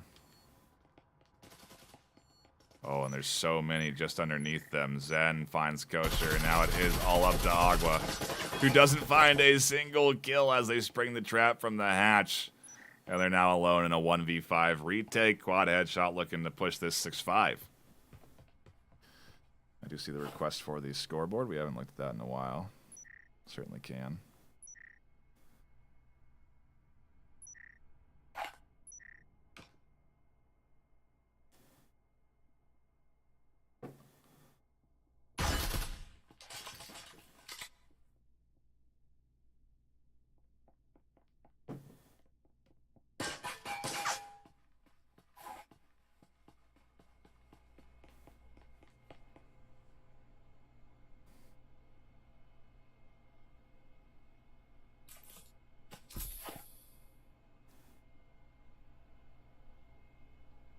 Solid round win for Quadheadshot, though, and OL really not going to be able to do much in this last round.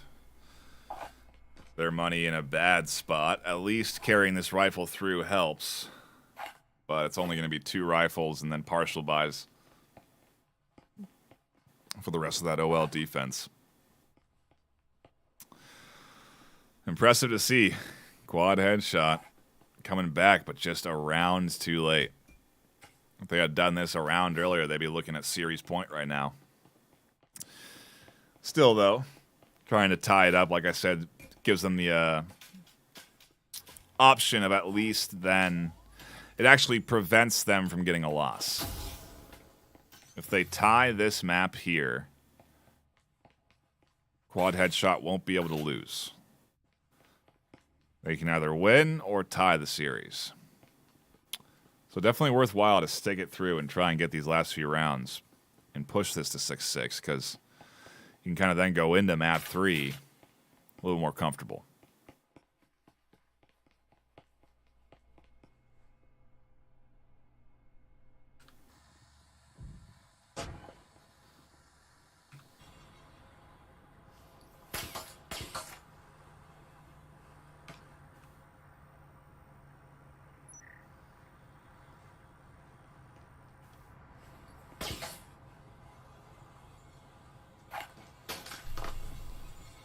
Another A-site push. It's worked well for them so far.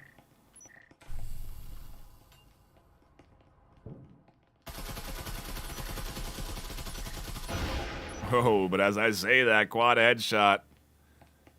Lose 2, and oh well.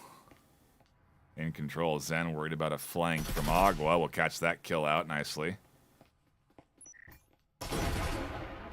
Another kill from Zen. And A-sites the push, 3v3. No one here really to defend right now. Your OPP is on the corner. Zen will find that kill, and the plant can come through pretty freely. As I say that, there's 2 there. One goes down to the shots to the back, and Aurora trying to rotate around and catch a flank. Will not. Quadheadshot will tie. Map 2.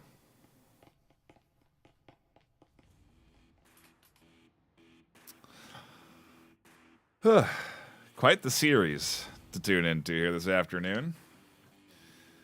Really going the distance. Wonder where we're headed for map 3. Look at that matchup history. I would assume Hideout to wrap things up. Second most played map of both teams. So I'm going to guess that's where we're headed. Ship very likely off of the table. But a great series so far if you're just tuning in. Really been a good solid back and forth between Quadheadshot and OL. And we're headed to a 3rd map decider to wrap up this series. I think we may go into a brief technical break here on my end as we sort out some things. But when we come back, it'll be that map 3 decider. And then shortly after, more VRML action with more games. So do be sure to stick around, subscribe to the channel, and don't go anywhere, because we got more VRML Week 6 coming up.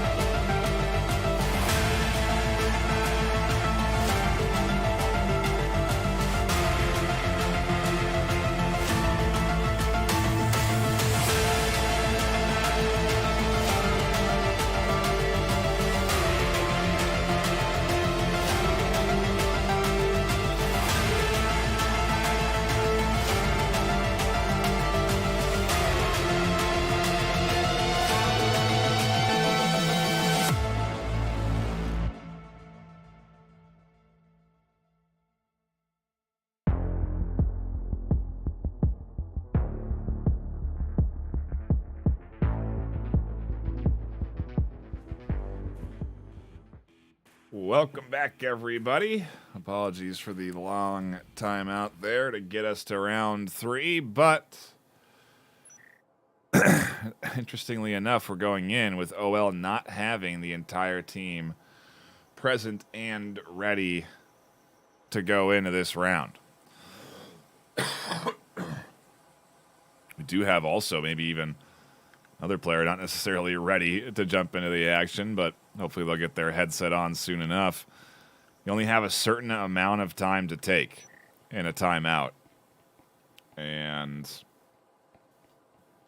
doesn't seem that OL were ready to go back into the action.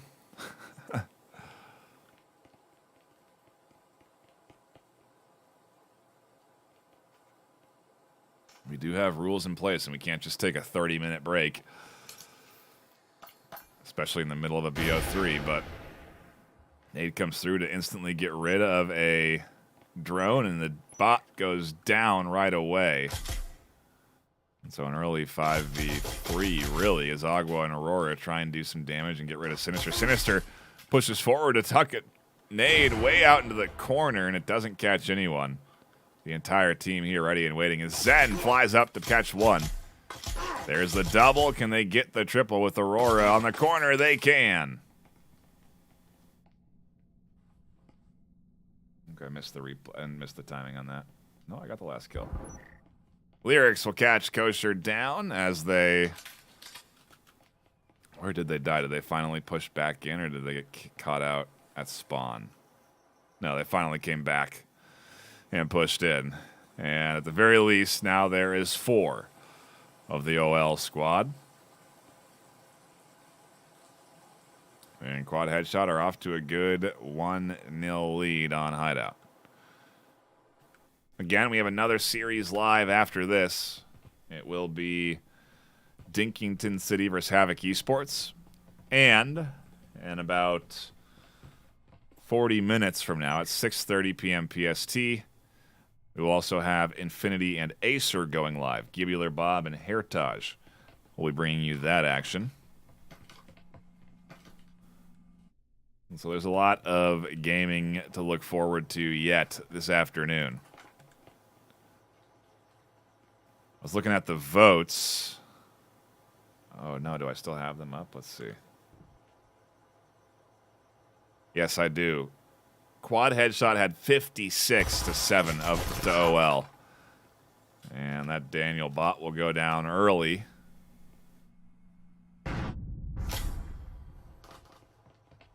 Lyrics will go and continue to be aggressive as Agua catches the kill.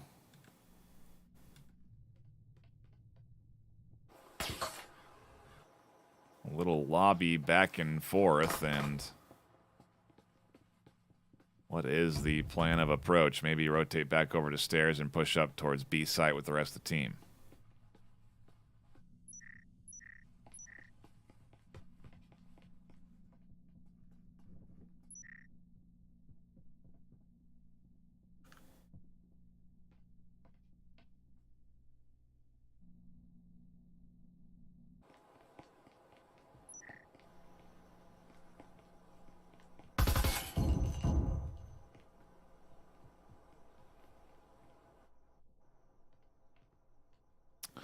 Interesting to see the Viper buy from Kosher as well.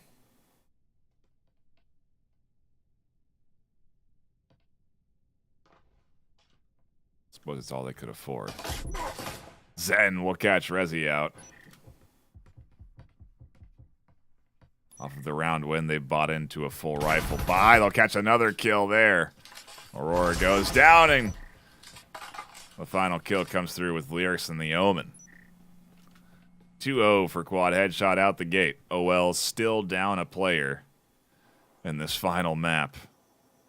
Not where you want to be for sure. On attack, on hideout.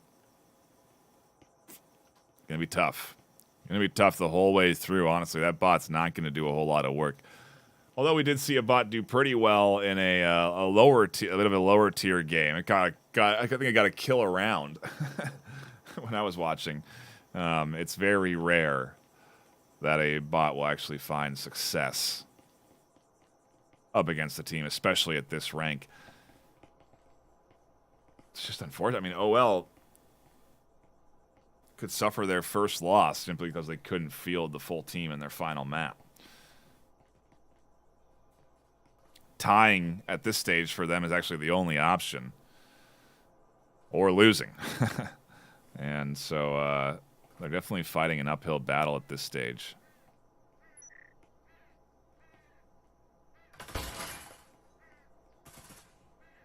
No one initially home there. No one getting too aggressive out the gate. As I say, that Sinister will catch a kill. Where did they find that one? Oh, it was the bot running right into objective. Makes sense.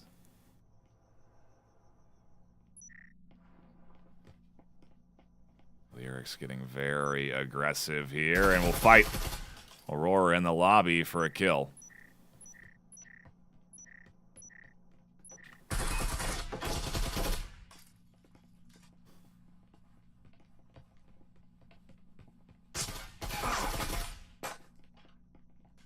Nice pickup from Rezi. Gets things a little bit under control for OL.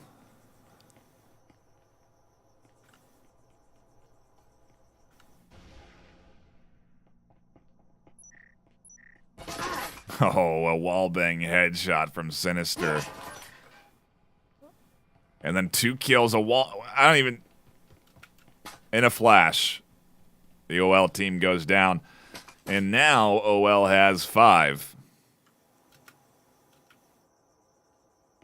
But the time it's taken, it's been 3 rounds into the hands of Quadheadshot. A bot's wasting money on their side, and now I suppose that consecutive round loss money is starting to come in. But only a few rifles getting picked up, and yeah, Quadheadshot really doing good here on Hideout and looking to take the series win if they can put 4 more rounds on the board. Their economy is solid. They've got plenty of cash for the next 3 rounds, and so yeah, they really do have a commanding lead right now. But OL have 5. So that bot, again, is gone finally. And a team that has not been defeated yet is now trying to claw back so they can avoid that first loss of the season.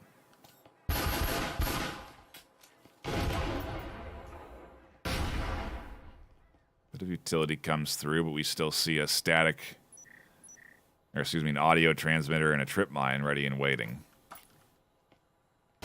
More utility coming in through the hatch that they've opened up.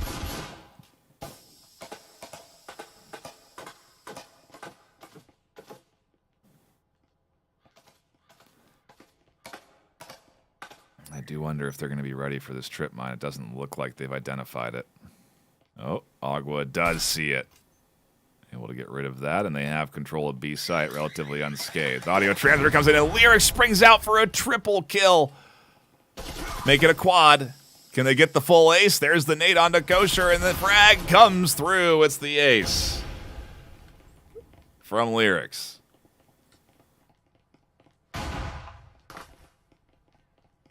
Absolutely swept through the OL team. And that audio transmitter was the trigger.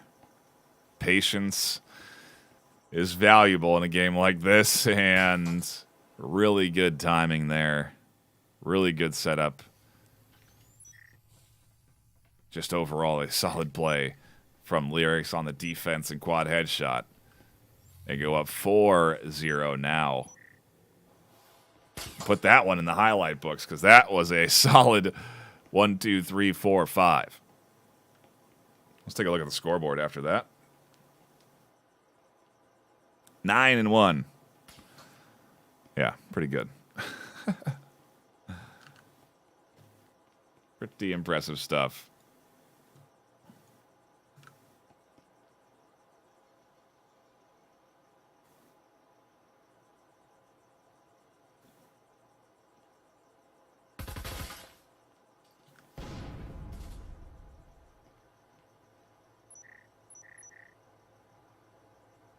Uh-oh, and looks like a disconnect this time for Quadheadshot side.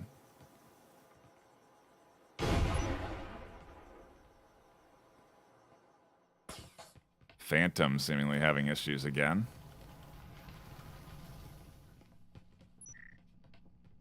Oh, Camo comes. Or maybe they swapped out because Camo's now in.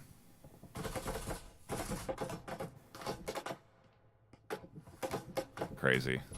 Mid-round swap. Lyrics is here. They're still going to clutch things up with a double kill. Another ace potentially in their hands as Rezi is here. Make it a triple.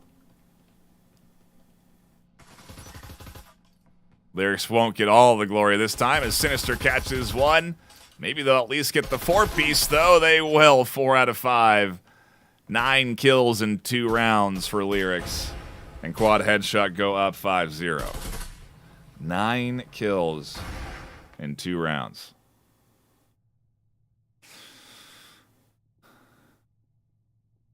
That is one way to stand out. And Lyrics absolutely not needing to, but putting it on their shoulders. I think Quadheadshot had 5 alive with the first ace and had 4 alive there, so stepping up and performing, to say the least. And OL definitely on the back foot here.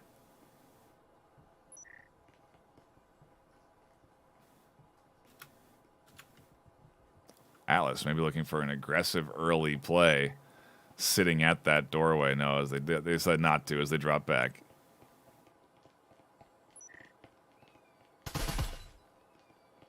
What a bot on the side of OL means that Zen will fly out to find a double, make it a triple.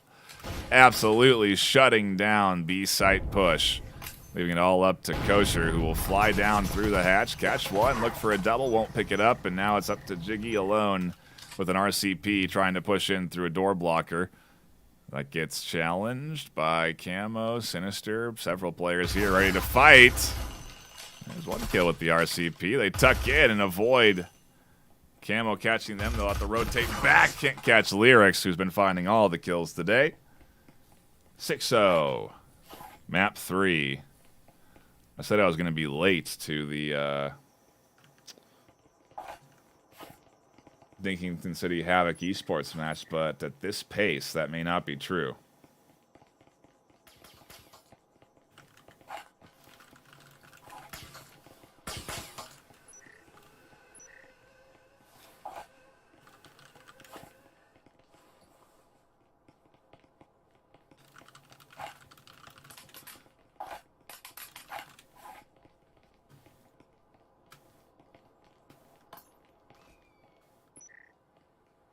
Looks like we got still a bot on OL's side, and the pistol round what could be series, what is technically series point for Quadheadshot.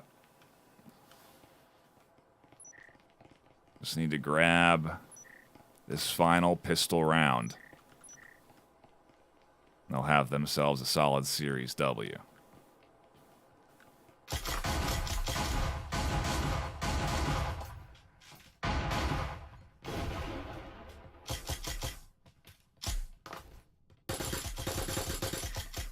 Nelson, the bot, does some decent damage on Sinister.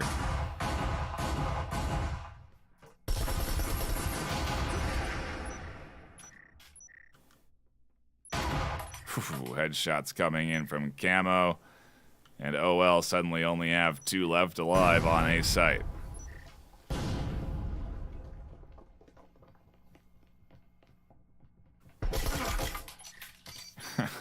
Sprinting in, Quadheadshot take control of B, and now Aurora alone out in A lobby on the stairs. Here's Lyrics running around, finds the kill, but only has a slice of health left to work with.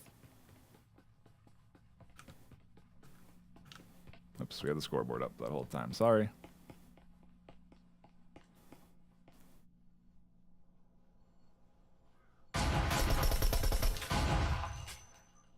One v 2. Must win round. And Atlas will find the kill. Quadheadshot will take the series win. I don't have long to ponder on this series W because I got to get ready for our next matchup. But don't go anywhere. When we come back, it will be Dington City versus Havoc Esports. Later, then Acer versus Infinity. So there's a lot of games coming up you do not want to miss. I got to get prepped for it. So stick around. We'll be right back.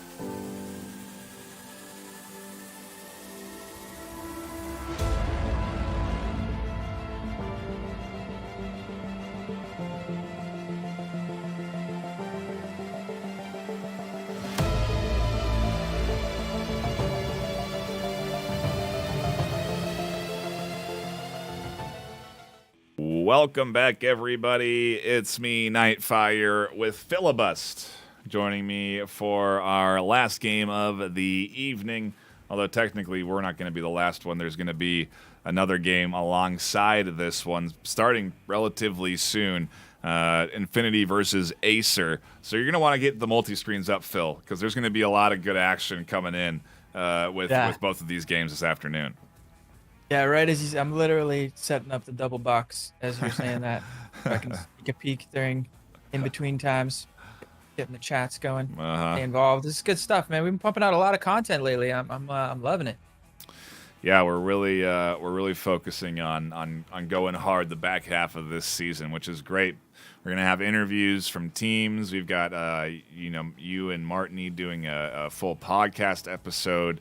We've got match recaps that'll be coming out. We're gonna do. There's a Eternity Acer match recap that'll be coming out Monday, and then we're gonna be interviewing those two teams. So there's definitely a lot of content that we're pushing out onto the YouTube channel, and we've been seeing good reception. A lot of people subscribing. We're almost up to that 1,000 sub mark, and once we hit that, it's off to the races. That's when we can really start pushing the channel a little bit more and getting in front of more people, more eyes, and really growing the Breachers space. So we're really thankful for the support, and it's incentivizing folks like me and Phil to do more. We want to keep putting out more content for you since it's enjoyed. So yeah, we're definitely working hard on the YouTube front. Yeah. On that note, while we're here, everybody's in the beginning. Don't forget to smash that thumbs up button. Really helps out a lot. If you haven't already subscribed, I mean, I don't know what, if you haven't subscribed already, you haven't told your mom and your brother and your sister to subscribe already. I don't know what you're doing to get those numbers. But yeah, man, it's I'm loving it. I really like that idea of a breaking down, like an analysis of the match, kind of going over it, breaking down some of the strategies. Sad I didn't think of that first, honestly. Yeah, we're gonna get some really interesting perspectives from some top teams in the coming weeks, and I think that'll hopefully help some of the newer teams learn, because man, we've seen a ton of new teams, ton of new players signing up and joining the VRML, which is the whole goal, getting more people into the league and playing. So a big shout out to everyone that has been playing and all the new teams that are jumping in, trying to learn from maybe watching some of these top squads, which is what we have this afternoon. Take a look at that matchup, Dington City and Havoc Esports. Both squads up in the upper echelon of the regular season ladder right now. Although I suppose you could say this is a pretty decent separation between Havoc and Dington. And so, much to the surprise, or maybe not so much surprise, the community votes are pretty heavily in favor of Havoc this afternoon. I think it's like 53-7 in favor of Havoc. So the community definitely feels Havoc Esports are going to be taking this one. Phil, where's what are you thinking here? If Dington can't get 5, I think that's going to be a problem. Number one, Yeah, for sure. I mean, you don't want to go 4v5 against a team like Havoc. Yeah, I mean, I don't want to no caster bias here for sure, but yeah, I went with the community on that one. Working on it actually sprung up. I've changed my strategy on these connoisseur votes to go for a percentage. Like, I'm only voting on ones where I feel like I know 100%. So I'm trying to creep that. I already got away. I was these master tier matches. If you vote them, I feel like whoever shows up on that day has a chance to take those, because they're all so good. They can make so much crazy plays and they're pushing the meta forward. So those are never safe bets. I'm going for this looks like a mismatch. I'm gonna just guarantee. And I've only voted on a few matches, but I sprung from 55th up to number 8 last I checked. Ooh. I don't know. It was pretty crazy. Okay, yeah, repping the casting team well up there. Yeah, we appreciate. We like to see that. We like to see that. Yeah. We are. Go ahead. Yeah. I was just saying. I mean, I'm excited to see all this info coming out. Pushing. You're talking about teaching newer teams. I'm actually just started a series. Well, that's a bit of a self plug. No, There's a series coming out called The Art of Breachers. So I just started working on the script for it. It's gonna be literally try to go through everything thorough. So there should be something there for every level. If you're an absolute beginner, it'll go through all the mechanics you need to learn. Go through some more advanced tactics, to the biggest broad strategies, all the way up to mentality and communication. It'll be pretty intense. So I'm gonna be working on that to help chip my little 2 cents into the community and help grow this, because I think Breachers got what it takes to put VR esports on the map, man. It really does. It's a solid platform for good quality gameplay and teams to really grow and build. And it's certainly a popular title. I mean, again, we're at over 110 teams into week 6 of the season. So it's there's a ton of new players, a ton of people playing and learning the game and getting into it. And all of them ultimately competing for that prize pool, or at least the option to compete for that prize pool. You got to be in the top 8 of your regular season ladder to be able to advance on and try and get some of that cash and hardware, of that $8,600 in total. And so there's definitely a decent bit on the line. It looks like we do have a 5th connected for Dink, but I believe it's a sub. I think they had to dip into the league subs to pull off and get this 5th into the roster. And we are going in now, Phil, into round number 1 of Dington City versus Havoc Esports. It's Bray, Viledot, BK Hemi, XB, and Jewish Potato. And over on a Havoc Esports, we have Wabez, Smile, you give me that one, Phil. What's that? BLXZY. Blixie. We'll call him Blixie. Blixie, Blizzard, and Splosion Max.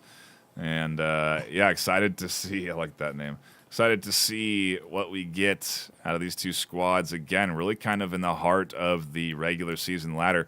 And in particular, if we look at that match history again, if we look at the matchup page, I believe that Havoc Esports are really a team that's trying to push up into that top 8 category. Ranked 10th right now. They are on the cusp of challenging and pushing up. And so, if anything, this is a real opportunity for them to seize, Phil. I imagine they're going to be bringing their A game. Yeah, Havoc definitely been pushing really hard. I see they've been taking a bunch of challenge matches lately as well. So really grinding up those numbers to try to push that elo into that top 8. People hunting for that gun skin that we leaked. But shout outs to Triangle Factory, by the way, as we get into the first round here. Looks like a setup maybe for a standard garage push here on the middle bomb site. Middle floor bomb site, I should say.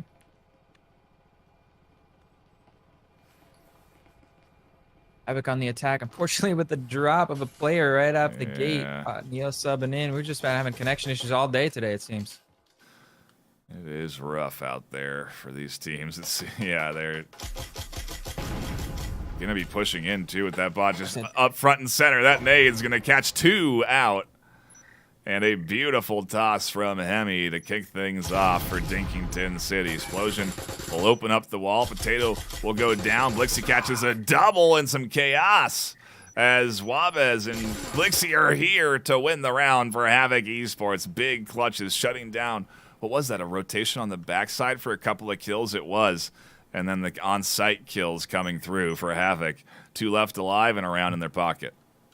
Yeah, even with the disconnect and a really nice double kill with the nade at the beginning of the round, Havoc were still able to clean that round up. And really, that was clean. They didn't lose their composure at all. They had stuck to their setup and just plowed through what was left of Dington City. A very statement round to start things off here on a hideout for map number 1.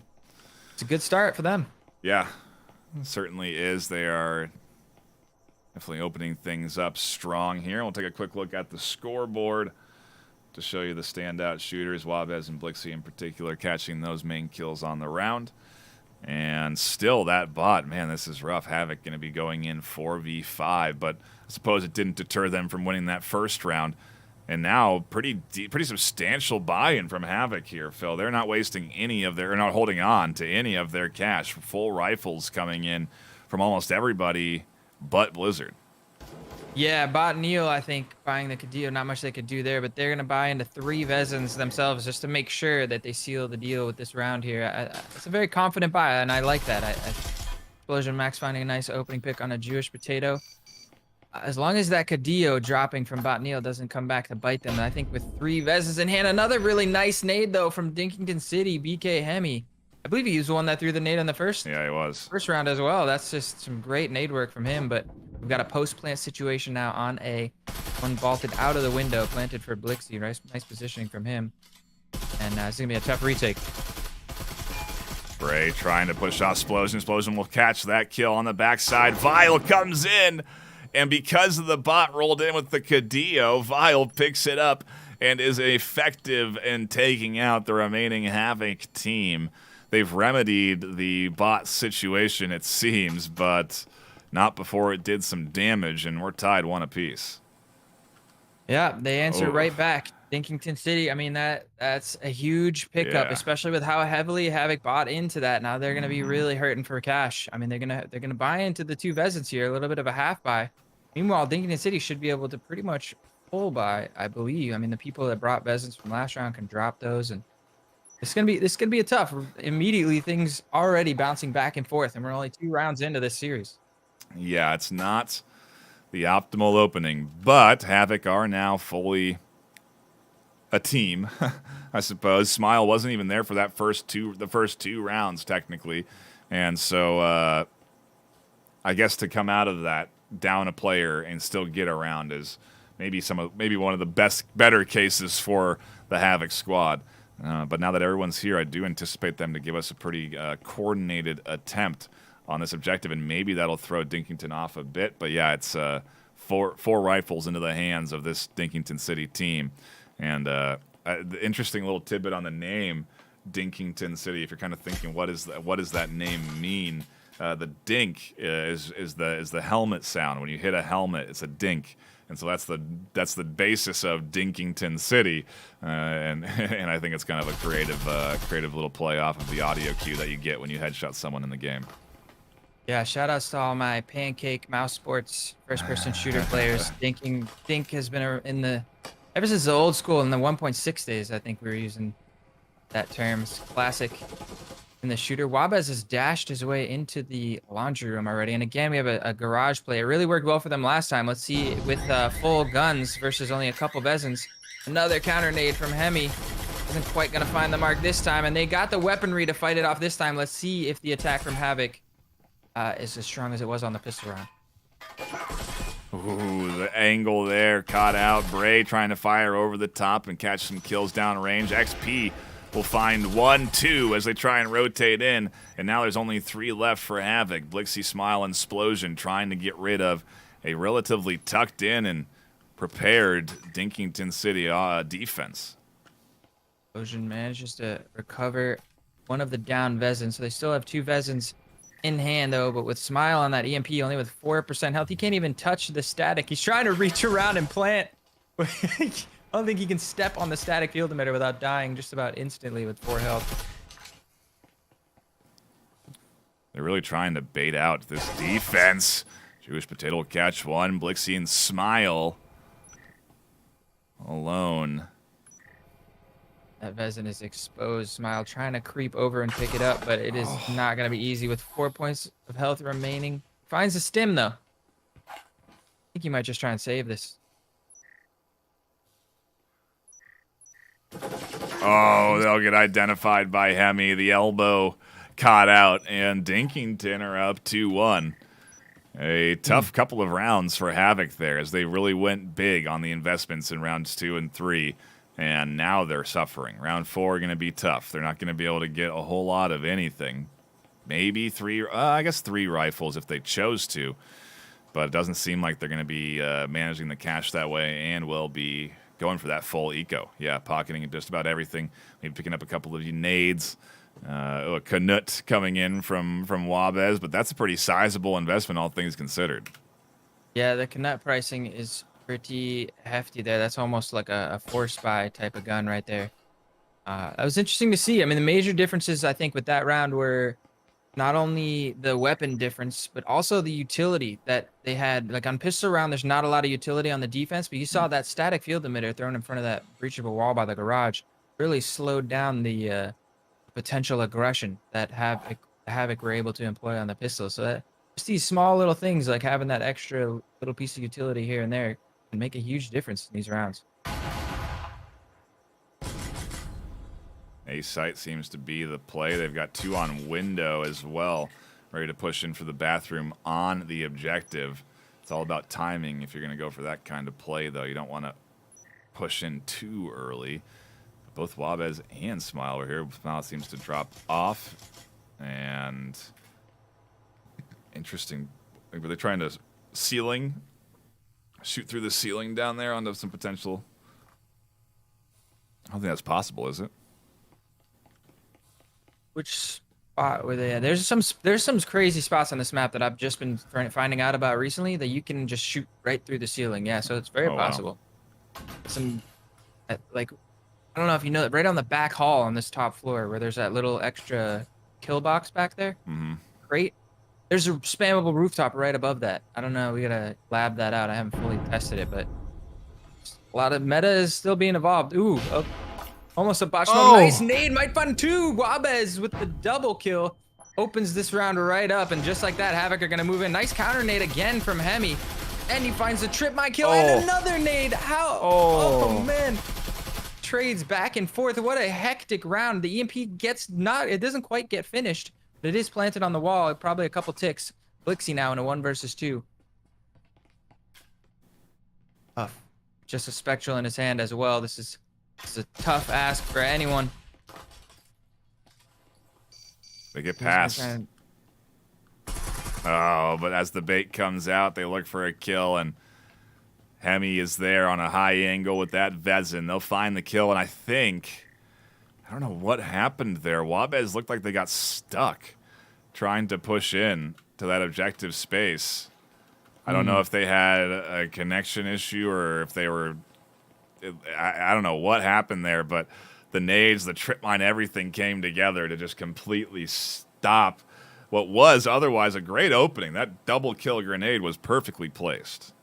Yeah, I mean, I thought Havoc had cracked that bomb site wide open with that double kill. It was just PK Hemi in the back, but then the nice counter nade to punish the attempt on the plant, and then spamming through the smoke, getting the kill with the trip mine right before he drops another one with the rifle. Then EXP came through with the backup, and actually had an unfortunate team kill, but managed to get an enemy as well. Just brought it to a 1 versus 2, just like that. It was hectic. It looked like Havoc had that round under control, and then Dington City once again surprising me with the stabilization. But now Havoc are going to be able to get a full buy here. They've got 5 Vezins.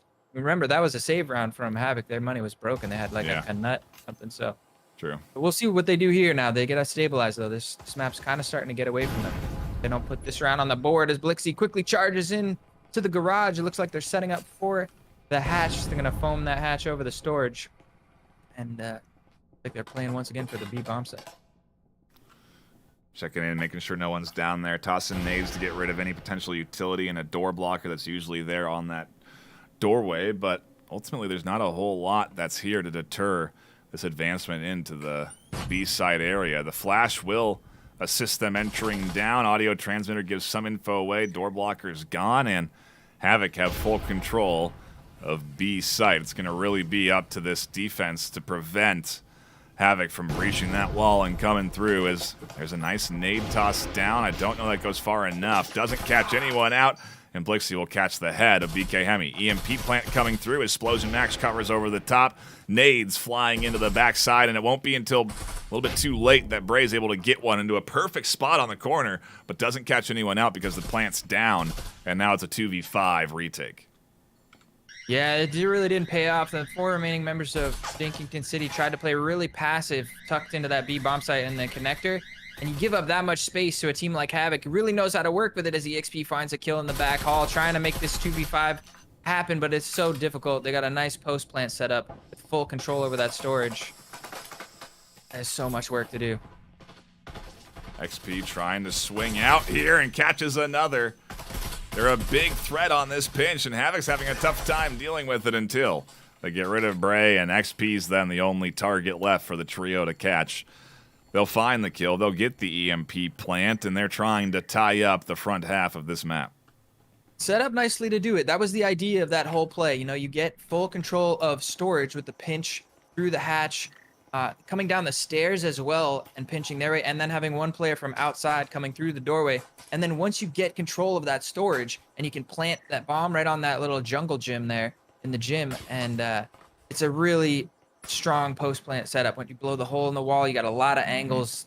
It's really tough for the defenders on B to hold down the fort at that point.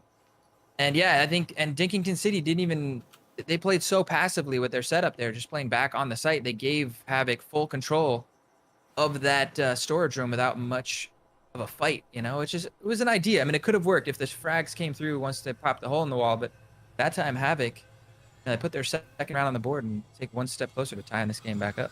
It's pretty impressive, honestly, though, to consider that Dinkington's doing all of this against Havoc with a sub on the roster. Not to say that there's anything that so far the sub hasn't performed well, but you know, having that one player that's not been with you for practice and scrims, you know, that it's not your core roster. You know, it's not the. That's actually deception. I casted these guys recently, and you Jewish Potato is on the roster. Oh, is he? Oh, okay. Tag. Yeah.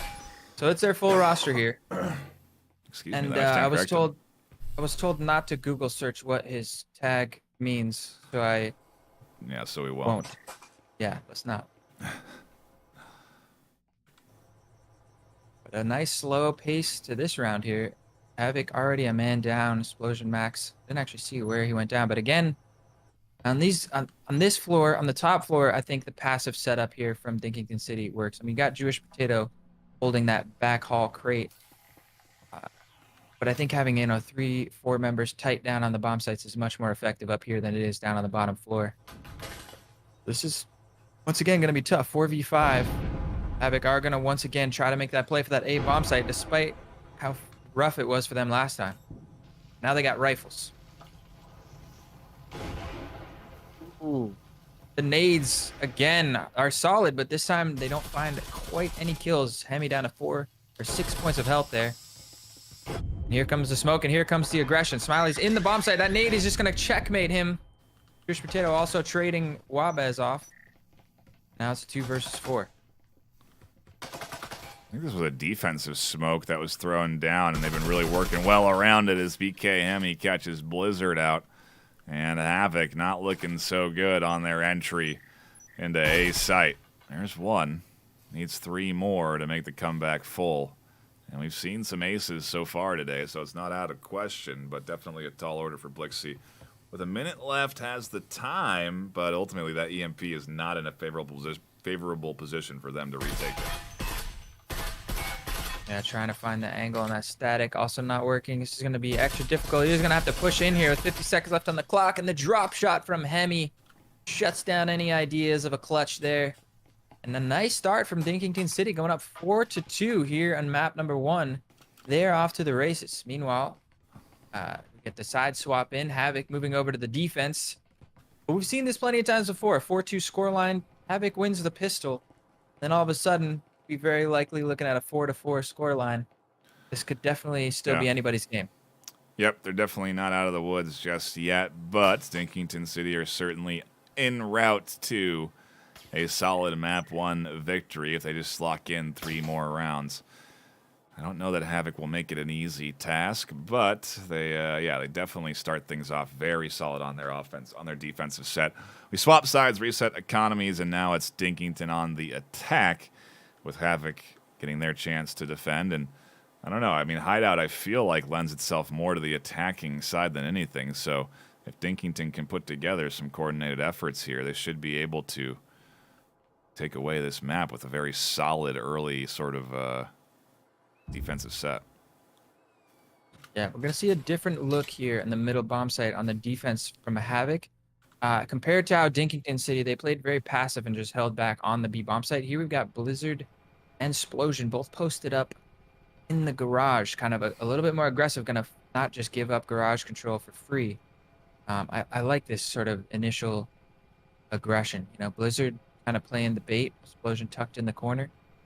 They should swing out looking for Blizzard, and Splosion can kind of spring the trap on them. They get a little crossfire set up.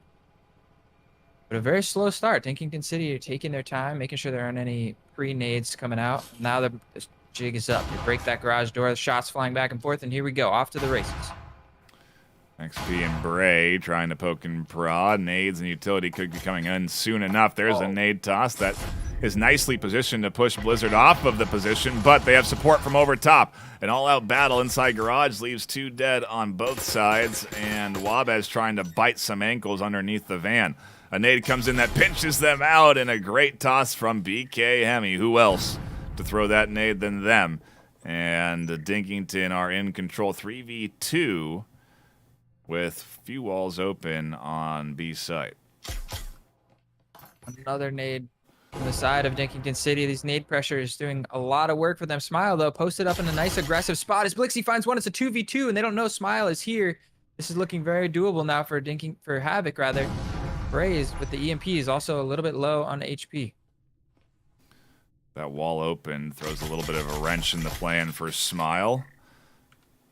But they're staying so patient, waiting for this advance, not overextending. And that could mean that it's up to Smile to find all of the kills. They catch one, there's two. And a beautiful 1-2 punch. Havoc, like you said, just need to take the 2 pistol rounds, puts them in control. And now they can buy into a couple of rifles, immediately picking up 3. And yeah, they're going to fully commit to defending this one with everything they got on the cash side. Not going to be an easy entry, and we're barreling towards 4-4 at this pace. That's right. With the triple Vezin buy here for Team Havoc, I think it is going to be, I mean, the top floor. If they play this right, it should be a near impossible take for Dington City. I say near impossible because we've seen these types of things happen plenty of times before. Oh, yeah. But I really love the way that Smile and Blixie played that. You know, Smile tucked in a really aggressive position, but not playing aggressively. And Blixie kind of playing the bait from the back. That's a good old bait and switch tactic that I love. Look out for Art of Breachers episode 2 when we go over tactics, bait and switch. One of the most powerful tactics you can employ. And with just 2 people, they played it perfectly right there. Gosh, this is a great series, but as a reminder, there's another one live right now. Infinity versus Acer, hosted by Gibbler Bob and Heritage, live on the YouTube channel. Make sure you got both of these games up and you're tuning into them, because this could continue to shape up to be a pretty promising back and forth this afternoon, unless Havoc start to kind of compose themselves here and run away with things in the back half of this map. Yeah, I think we got ourselves a close match here just for map 1, considering both of these teams showed up to play. Should be a banger of a series. Really glad I tuned in to cast this one. Get started here. Again, a really slow paced start from Dington City, taking their time, trying to bait out some over-aggression and just really carefully work their way in this top floor. It looks like they're setting up for a B push here. Yeah, I got the hatch, watching for the flank, out the window there, going for that long angle with XP, watching through the hatch, through the open wall. It's a very solid angle, minimizing their exposure the best they can, making it hard to tag the headshot, and they do get some good damage down, but not enough. Smile will catch that kill, make it a second as they find Vile Dot for the third, and it's all up to Bray out the window in a 1v4.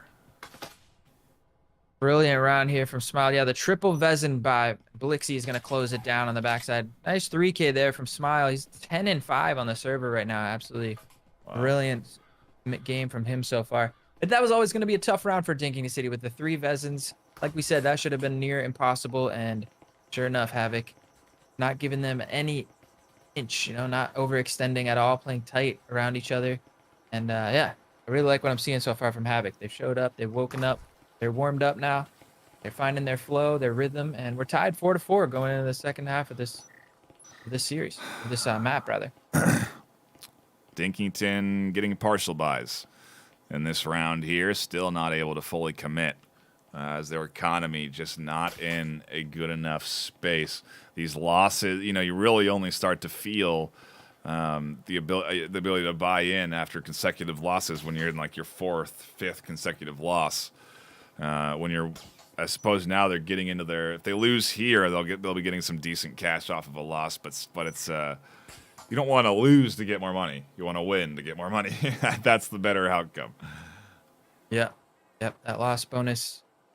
Money is not worth giving up rounds at any point. The whole reason you want money is so you can put rounds on the board at the end of the day. Rounds are king. It's an interesting setup here. Smiles actually placed a couple of trips on the tire of the white van and garage.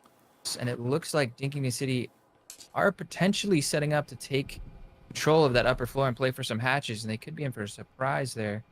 Of course, as I say that, they all rotate down towards that bottom floor. Oh, Smile trying to get a little too aggressive. Maybe a little bit of an overextension there. Dington City, we're down a rifle. Now if Jewish Potato wants, he can go ahead and recover that from the laundry side. They'll be 5 rifles strong now. They don't take the time. The trip mine catches. Jewish Potato out. Smile opens things up. Or at least brings things back into control for the Havoc defense 4-4.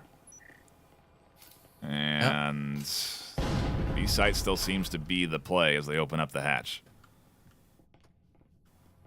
Yeah, like I said, if they do decide to go play for the hatches, the strip mine's going to be a bit of a surprise. And sure enough, they do manage to get all the hatches. They're in a 4v4 after getting that pick on to Smile. Now let's see if they can break the defense. The 4 remaining members of Havoc are tucked downstairs. Spread out kind of nicely. Like Wabez and Blizzard are not going to give up control of storage as easily as the Dington City defense did. So we have a bit of a different style, and I tend to favor this a little bit more. Don't give up storage without a fight because it's such a powerful part of the map here for this bottom floor bomb spawn. And sure enough, Dington City trying to find a way to poke a hole into this defense. As time winds down, they're gonna have to make a move here in the last 60 seconds. Yeah, it still seems like they're positioning for the hatch drop and the pinch through that doorway. Pretty standard stuff with a now, maybe is that a flash or a smoke? Can't tell. A flash that comes in, but it doesn't catch Blizzard. They got full vision. BK Hemi will pinch in, though, and a nice bit of teamwork there will catch out the kills they need to open up their entry onto the site. They can now plant on the corner where that 5 ping is, and both Blixie and Splosion Max have to prevent this from happening. Yeah, Explosion and Blixie are positioned nicely to do so, denying the plant so far, but now it's just Blixie in a 1 versus 2, and he did fire off some shots, so they know he's there, spamming some shots through the wall. But with 29 seconds left on the clock, oh, he's going to get a little overzealous, and Bray is going to shut it down. The clock could have started to work in his favor there, but just a little bit impatient there from Blixie, and the instant punishment there from Dington City, and just like that, they take the lead once again, up 5-4 now. Still anybody's game. I think Havoc have enough to get a little bit of a force buy, and I think they're gonna go for the win. There's 2 choices here. You either buy a force buy now and you play for the win, or you kind of give up map point and play for the tie. And yeah, I like this call to play for the win here. I do too. We'll have to see. I don't know though. It's this is really Dinkington sticking it to the connoisseurs at this stage, because again, a ton of votes in favor of Havoc Esports for this series, and they were in the lead pretty strong. You know, that going against the connoisseur votes. Now they've managed to regain the lead off of the 4-4 tie. So if anything, we're looking at a real spoiler here for all of those connoisseurs, Phil. Maybe even for your record, if you voted in on the Havoc Esports side of things. Yeah, we'll see. The game is still young. Indeed, it is. Definitely not counting Havoc out yet, but I think they were a little bit, I feel like they were off to a little bit of a shaky start there in the first few rounds, going down 3-1. So could have gone a different way. And I think now that they're all here and warmed up and ready to go, plus they had that disconnect in the first half as well. You can't forget that. Yep. I'm never going to count them out here, I think. But it would be, everybody loves an underdog story. Dington City has really been stepping up their game lately, it seems. And it's really good to see. A lot of these up-and-coming teams with a lot of new talent on the server. And once again, we're going to see a push towards the A bomb site, and 3 members of Havoc tucked in and ready to defend Blizzard in that standard spot. That's like a nade vacuum spot in my mind. It's such a tough spot to play. Push is coming in here as Bray takes some shots over the top. Vile Dot getting a nade in. Not an ideal one, though. And where's the EMP plant? Hesitating to push in with that EMP. Dington City very much more cautious attacking style, and they're gonna assembly line pass it down the line. All over to Bray into Jewish. He gets it on the wall, but he backs out on the plant as the counter push comes in to try to deny it. Wabez is up in the face, and he's gonna find the kill with the Cyclone. Bray there with the Vezin ready to trade, and finds 2 for his worries. Now that EMP is gonna get stuck. No, Smile could spam this through the wall if he chooses. Gonna let it go down. Bray's gonna be able to back out. Now it's a 3 versus 4 retake situation, the side of Havoc, is very difficult as they got it planted for all kinds of angles there in that big lobby. I think Blixie may be onto something here with this rotation and potential flank, but Vile Dot shuts that down. It's not uncommon for someone to rotate around like that. Smile tries to push up. Explosion catches a 1-2 punch over the top as everyone focuses on Smile on the rotation. And now, as Vile Dot finds a kill, it could have been Explosion defusing and Smile holding the outside angle, but 2 big kills for Dington City put them a round away from taking map 1. Yeah, MVP to Vile Dot there in my book. Very good heads-up awareness on the kill box there. Ready for that Blixie flank. Played it perfectly. Had the camo up as well. It's a very difficult situation for Blixie to be in. Yeah. And then turning around, you know, once you've killed that flanker, being able to turn around and focus all the efforts towards that main retake on the front where the bomb is. That 2v4 got really tough. They got it down to a 2v2, but really good play from Vile Dot, and I believe it was Hemi outside the window. And more of that bait and switch action, you know, if the focus is on you, you tuck around the corner, let your teammate take the fight, and you just kind of keep them guessing. They never know which way to point their guns if you play that right. So I'm liking what I'm seeing from both sides, and that's map point here for Dington City. They're up 6-4, and Havoc backs against the wall. They're gonna have to force buy and win out these last 2 rounds just to tie this up. I mean, Phil, again, we're looking at the current rankings of these teams. It's ranked 10 for Havoc versus ranked 22 for Dington. So there's a decent separation in these teams in their overall current, MMR and their rating in that ladder. And so this could be a very big, at least, start to a potential series win for Dington City if they can put things together. This map point coming up here with everything bought in, full utility, it may be enough to counteract what is, like you said, a partial buy for Havoc. Yeah, you're not wrong. I mean, they're coming out swinging. They're definitely hungry for this one, and you know, there's always that risk too that Havoc perhaps underestimating due to those rankings, maybe the potential here, and be a rude little wake-up call here on Hideout. Havoc realized they're in for a bit of a fight. Map 1 is already winning of this map 1 has already slipped away from them. The best they can do here is tie now. And once again, we're seeing that standard setup. They've blown the hatch over the storage pressure from both directions. It looks like actually all 5 set up on the hatch right now, but it looks like they do want to get that pinch maneuver onto the storage room, kind of the standard play we've seen all 4 times, I believe, we've had this bottom floor. Maybe it's only the 3rd time. Here comes the drop. Flats flying back and forth, and it is Dington City coming out on top of that one. Just Havoc struggling to hold on to any amount of control. They didn't even need a flash. Explosion when the flank is also going to get shut down. Now that wall is getting foamed up, and it's Smile and Wabez in a 2 versus 4. Wabez is set up for that nice flank drop, though. It could be a huge play, but he's only got a shotgun. Unfortunate situation, and Dington City are going to win map 1 7-4. Pretty dominant start from them, and Havoc immediately put on the back foot.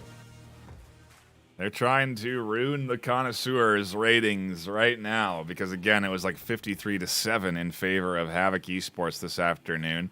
And, I mean, hey, Havoc have been playing good. They're high up in that rating because they're a team that's been around since the preseason, and Dington City is doing a great job so far of challenging them. Where do we go from here? What do the match stats say? We can take a quick look there and see that Hideout, the worst map for Havoc.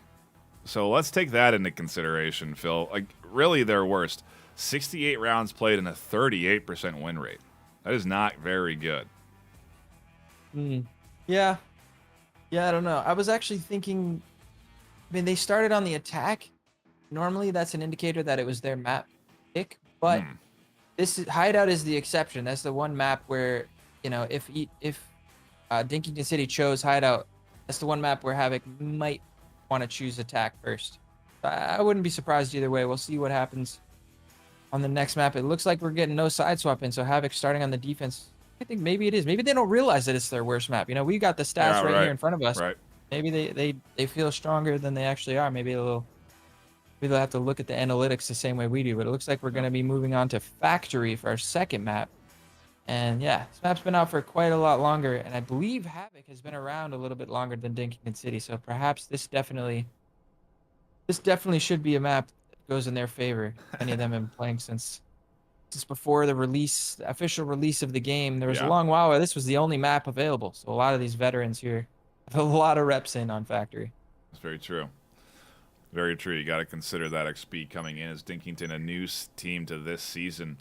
But still, they played 9 games so far. They've been taking challenges. We've been keeping an eye on them. They've been winning good games against some decent opponents. So, they're definitely a team that is coming up in this season as a new squad. And if they can take a win here this afternoon, if they can take this map, it's going to be a very big W for them. They're really going to gain a lot from this win. Yep. I mean, I'm sure they're feeling pretty good about that first map win already here against Havoc. But, they got to stay hungry. Don't get confident. This is a part where you got to, starting on the attack side on Factory, keep that momentum going as hard as you can and keep Havoc on the back foot as long as you can. And hopefully no disconnects here on the side of Havoc. We'll see him 5 strong, and we get a quick drop into the hatch room. And Smile playing a really aggressive position there on Tetris, immediately dropping. Counter pressure here from Explosion Max, and he's going to drop as well. Dington City off to a really good start here on Factory as well. Nice nade toss opening up the side as Blixie will rotate around to catch XP. Hemi gets in and the plant comes down. Blizzard trying to vault up and get the gun over, but there's Jewish Potato to catch the headshot and defend BK Hemi. The plant comes through. Blixie will catch another kill on the corner, but not before they go down. And with 2 left alive on Dinkington, the pistol rounds in their hands, and they're off to the races on map 2 to try and lock in the series. Man, what a statement there from Dington City. I feel like Havoc dug deep into their bag of tricks there with the first player playing a really aggressive position tucked in behind the cabinets there in the hatch drop room called Tetris, and immediately going down. So Dington City ready for that one. Wabez with the timing on the backstab. That didn't work out at all. We had Blizzard with the vault up over the headshot spot. While the bomb was getting planted, they were so ready for everything that Havoc threw at them that round. Dington City showing they really know their stuff here on Factory. A good opening for them, to say the least. And a reminder that there's another game live right now. If you do tune into it, it's Infinity versus Acer, hosted by Gibular Bob and Hairtaj, 2 fantastic casters. Gibular, a great new addition to the casting team, Phil. I think you'll have a lot of fun when you get a chance to do a cast or 2 with them. But they've been so far really enthusiastic about jumping into games, and we're happy to have more folks getting involved. I do know that we have some more applicants that are looking for answers back on if they'll be able to join, and we'll be certain to do another wave of recruiting soon. But into the action we go for round number 2 of map 2. Blizzard off to a great start. Finds the opening pick on the Vile. Smile now caught out in this storage, and he finds a second one.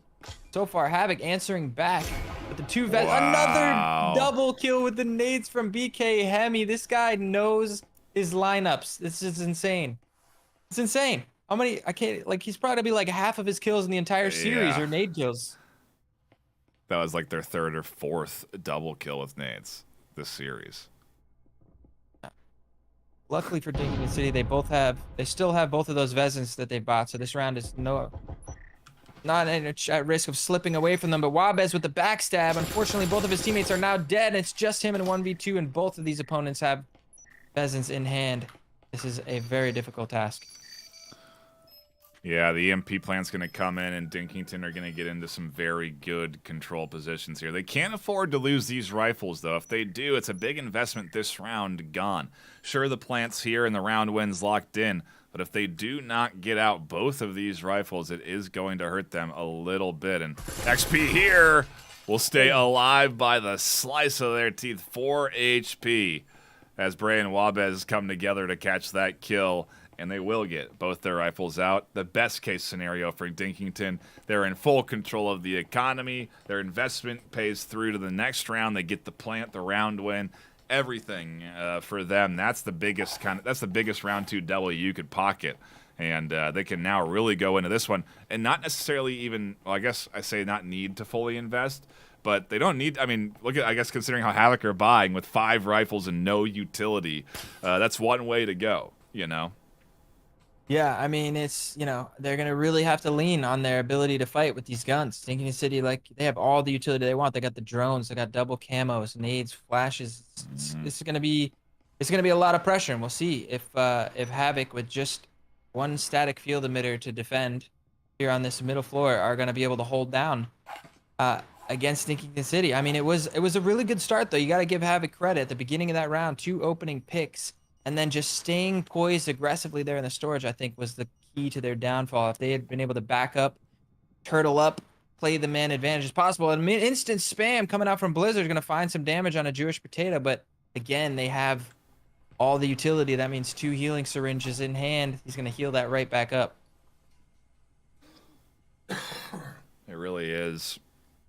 Dington with all the options, and Havoc needing to lock this round in. Suppose, yeah, that they lose here, round 4 is going to be rough, but they'll have that consecutive loss money coming in. It still won't be enough in round 4, though. We'll have to lose round 4, and then round 5 and 6. If they keep losing, they'll get enough cash. But, like, that's, again, to the point, not where you want to be. You don't want to be losing rounds. You want to be winning rounds. So, not an ideal path here forward unless Havoc lock in this round. It's a big buy. It's a big investment, and you got to take the risk sometimes to get that reward. And I wonder what the play is from Dington. So far, no one really set up around entering into any of these sites, and just a bit of drone work as they take their time around outside lobby. Yeah, there's a big rotation there as the Jewish took a little bit of damage outside of the orange staircase at the beginning of the round, immediately rotated back on the roof, and then all 5 of these members swooping down the blue staircase. Now they have full control of the museum side, but the shots coming through the walls. Jewish Potato is just taking all kinds of wall spam damage. I don't think he's seen a player at all, but he's taken probably at least 110 damage. He's healing back up. Yeah, there's gonna be a push for the B bomb site, but the jig is up. The info has been gathered, and now the rotations are coming in. Vildot finding a pick on Explosion Round. Nice nade again. Is that BK Hemi with another double kill? Come on. You gotta be kidding me. He's like half of the highlights in the game have gotta be triple. BK. Yeah, he's fighting back down to a 2v2, but Bray pressing forward. That EMP gonna be recovered, and Wabez, where is he at? My gosh. With the backstab down the blue stairs. I don't know if he's going to be there in time. If they get the plant in, get a solid post plant set up, this could be a nigh impossible. It really is like their 5th double kill with a grenade in this series alone, as Wabez opens things up, catches the first kill. Bray has the ability to tuck back at least and force Wabez to try and go for a defuse. And yeah, what are Wabez's plays without that wall opened up? Oh, it's the wild one! My God, Wabez with the hard read says you're going to be playing. Oh my goodness. Okay. Well, you got 3 seconds. Relax. He says you're going to be playing outside the window. I don't know if you heard the repelling audio cue, so he knew right where he was, but that's a very aggressive move to vault out of the window. Oh, yeah. Okay, so you planted on the wall specifically to be watched outside the window. Wabez probably realized that this was the setup and figured this is the best way for me to fight back. Rather than trying to fight him through the window that he's expecting me, I'm just going to fly out of this one. And just like straight out of an action movie, flying through the air, flick shotting up. That was a crazy play from Wabez. And just like that, keeping Havoc in the game. The underdog story was getting out of control. They were starting to run away with this one, Nightfire. It's a crazy game. They really were, and they're still in control, as they'll be able to buy into this one off of their success from previous rounds. But yeah, that's a massive clutch for Havoc, and it still puts them in a all-risk situation here, where when they fold by, if they lose, they're almost even worse off for rounds 5 and 6. You know what I mean? It's like that math, you know, like, but they'll be in bad shape if they lose here. Again, their economy will not be able to recover. They'll get very little for their first round loss, and so they're gonna have to eco round 5 basically in order to be able to buy round 6. So this could be 5-1 on basically getting determined with this round. Yeah, this is such an important round. We used to call this a reset round. You know, in back in the old Counter-Strike days. We're on a winning streak, and then you lose one round, and then you go right back to winning. You reset the enemy team's economy. And here with just a race to 7, not that many rounds to work with, one big reset can make or break an entire map for sure. So this is a very important round for Havoc to string together off of the back of that last round win. And then again, Dington City going back to their slow, methodical pace start, breaking the hatch, droning in, clearing out the back hall, getting a little bit of info onto A, but really not a lot spotted there from the drone. But I don't think there was a heck of a lot of util set up. I see Explosion still with a bit of money, so I don't think there's really any trip mine traps that they have to worry about as I roam the map. And the tension, I feel like you could cut it with a knife. Yeah, everyone's definitely locked in now. A 4-7 map 1 going into the way of Dington and Havoc. Definitely not wanting to lose this series here on map 2. And Dington definitely wanting to win right here on map 2. So it's both sides of the coin where the focus is to prevent this loss and to lock in this win. A wall getting blown, nades coming through. EK Hemi with yet another nade kill. This guy is absolutely making waves, developing the nade meta right before our eyes. Beautiful to see, honestly, and Havoc are gonna have to fight back from a man disadvantage once again. Don't even need the rifles. Just get all the nades you can and give them to Hemi. They'll clear the way. Blixie trying to catch some shots down into that pillar. They've got 2 stacked up, Bray and Hemi. And Wabez will catch Jewish Potato trying to swing out through the locker room. Vile Dot now a little concerned with their positioning, and the confidence on that A breach is deteriorated just a touch. They will open up the site still, though, but pushing in is going to be tough for Vile Dot because they don't have control of locker room. And I really think outside A site's the best option right now. They just need to get rid of Smile. Yeah, I think you're right. I mean, I think the setup from Havoc is really strong to stop them being able to put that ever so powerful post plant for the hatch. And yeah, Bray is going to put it down. Smile's going to pop out with a nice double kill. And Blixie not quite able to get the refrag, but they've got the man advantage now. 3 versus 2. Blixie getting a little bit overextension there. A little bit overzealous with the little bit of HP that he had left. And now they are going to be able to lock in that plant as Wabez is going to be pushing around the back hall. Goes for the denial. Hemi tries to... Oh, and Wabez just picks up a double and cleans up. There's some big plays from Havoc. And just like that, back in the map, tied up 2-2. Close, but no cigar for Dington. And we'll see if they can regain control of this series. Havoc, again, scraping by with their investments, but just enough to get them to the next round. In comparison, Dington hurting now. You know, only able to pick up a partial buy, but both teams not in good shape on their economy. I mean, that's what you expect when they're both 2-2 right now. But it really is an even matchup here, and we're seeing both teams try and manage the little bit of money they have. Yeah, so what they need to do, and they're doing it now. Explosion Max he's buying a Marui actually, so dropping a Marui for Blixie, I believe. So I guess he's not. I don't know. I feel like they really should keep trying to string these together, but maybe they can see that the economy for Dington City isn't that great. Yep. They're playing it a little bit safe. 3 Vezins, I guess they decide should be enough going up against 2. It's debatable. I mean, this is definitely in the gray area as far as economic decision making. Yeah. Not necessarily in a situation where you have to go for broke just yet. But this round once again could go either way. A little bit of utility on both sides. We've got door blockers, trip mines, everything they need. Guns to boot. There's like a game on both sides, Phil. And the other stream with Acer and Infinity, that's also a close series in map 1 right now. So, again, get both of them up, have the multi-stream go, and be watching both streams because you don't want to miss out on any of this sweet, sweet Breachers action on a Sunday night, week 6, middle of the season, and great matchups across the board. Yeah, those master tier matchups have been delivering almost across the board. Yeah, I've been loving watching all of those. Also loving to see these new up and coming. I mean, dude, watching BK Hemi with these nades Ugh. is just, whew. I wouldn't give that up for any top tier matchup. Oh no, Ooh-wee. Smile, unfortunately, not quite able to channel his inner BK Hemi there. And Havoc, this time at the hands of their own nade, are once again fighting from behind. 4 versus 5. They tried to get it underneath the door blocker and it did not work out that way. Unfortunate. Fire grenades coming through. Dington City have opened up the B bomb site entirely. Blixie and Splosion Max. Splosion Max with that Vezin here trying to defend.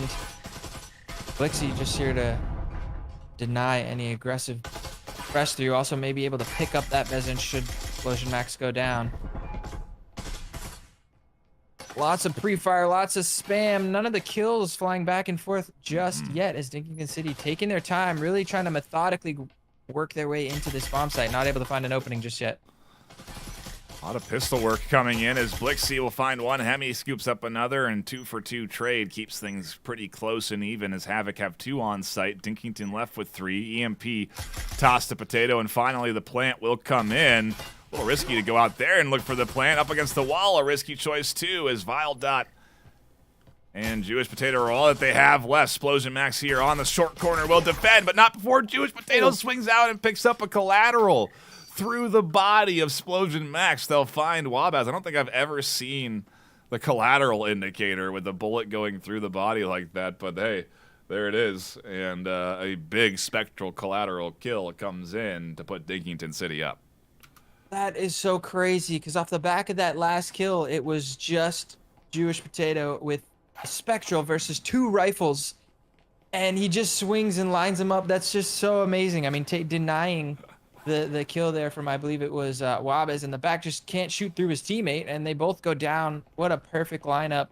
Dington City, once again, making the difficult round happen. And you have to wonder if Splosion Max had decided to drop that Marui for his teammate, could that round have gone a little bit differently? I mean, we're going into the last round now.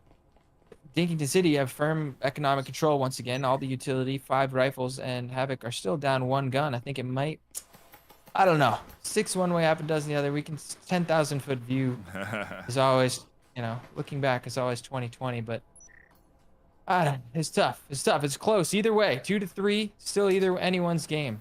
I like this trip mine placement here in the storage to punish any aggressive push, but Dington City haven't been playing super aggressive. They really like to take their time and methodically work their way in and slowly chisel down the defense, and it's been working.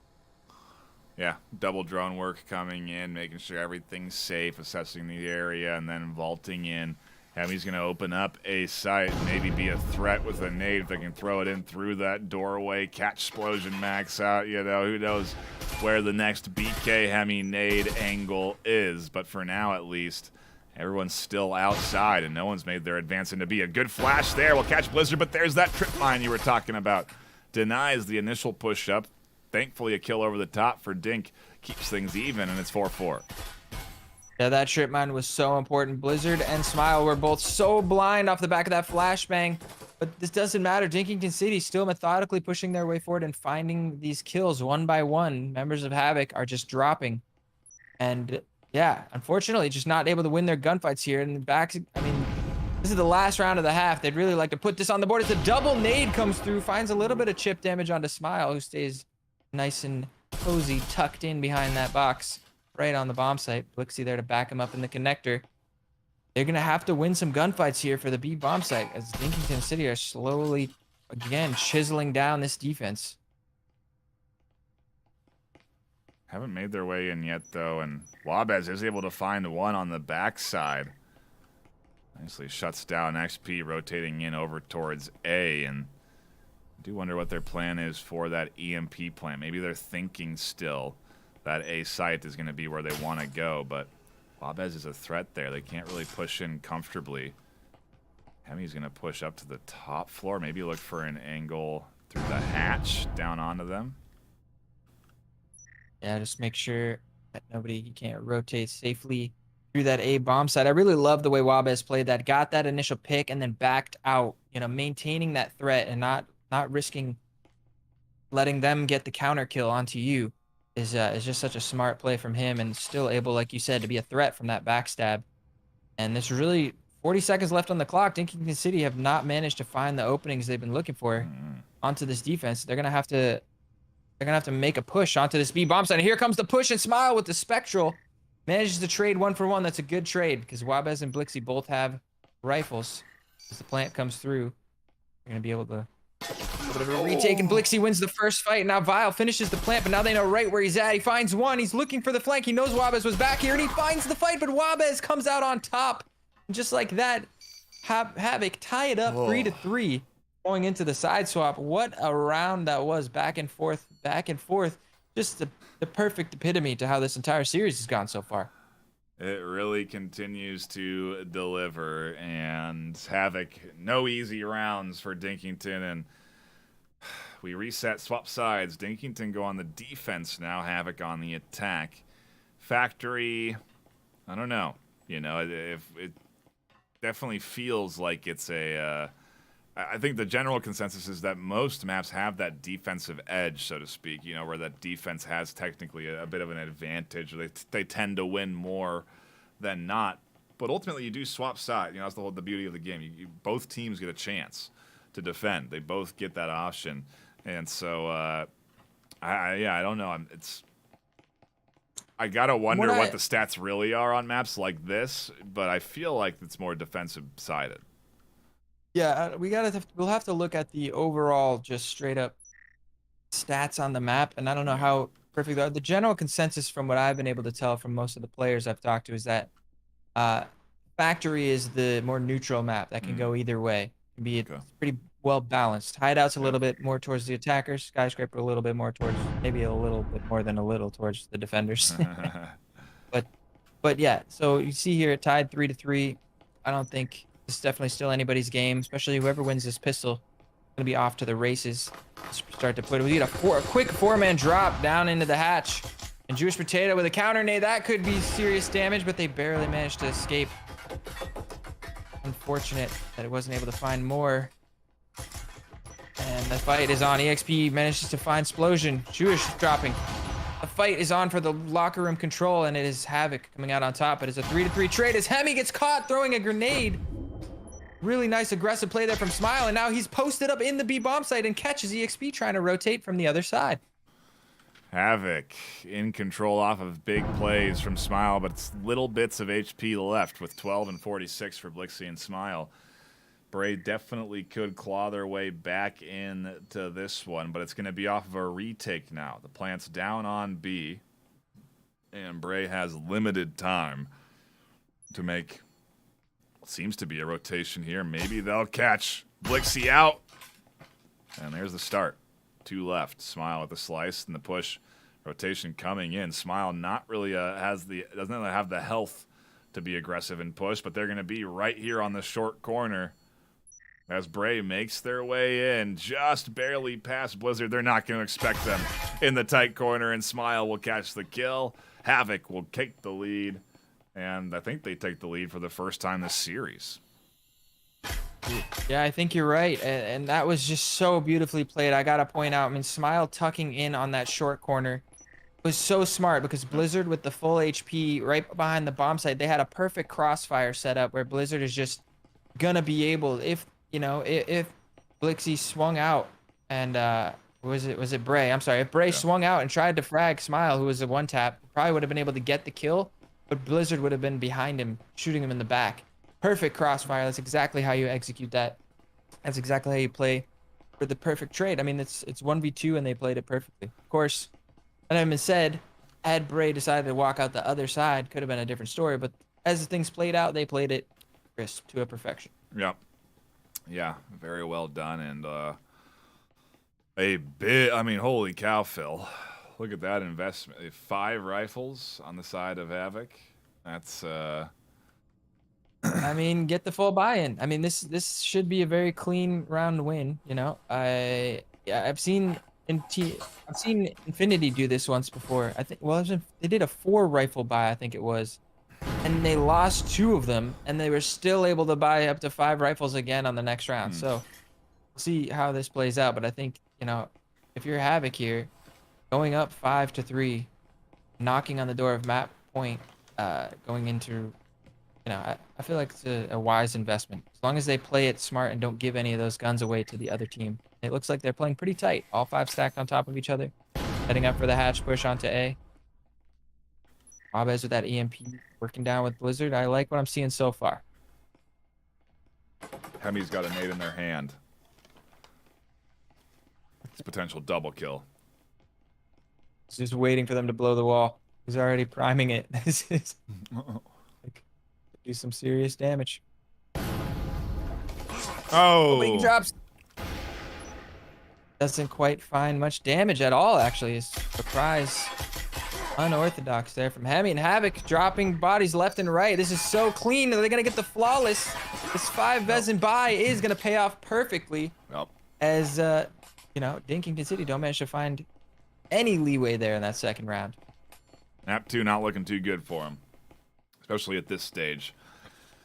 They'll be able to get some rifles into their defensive round here in round 9. That's really it, They even here they lose. Yeah, they're in bad shape right now. They need to get some kills and collect some of these rifles off of the Havoc team. They cannot afford another full wipe like that. Yeah, it's really rough because, Jewish Potato was 25 credits short of a rifle buy. So he's just going to opt pistol save, drop some utility for his teammates, drop double stims, double health syringes, I should say.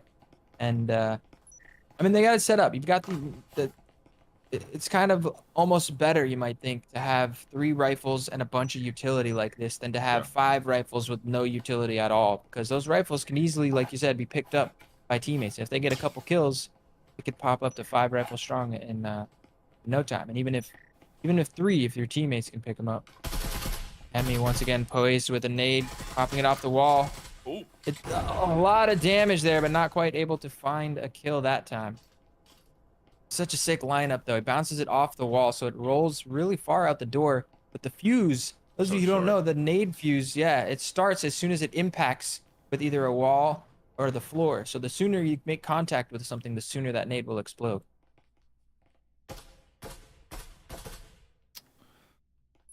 A big round for Dington if they want to get back in this and try and lock up the series here in map 2.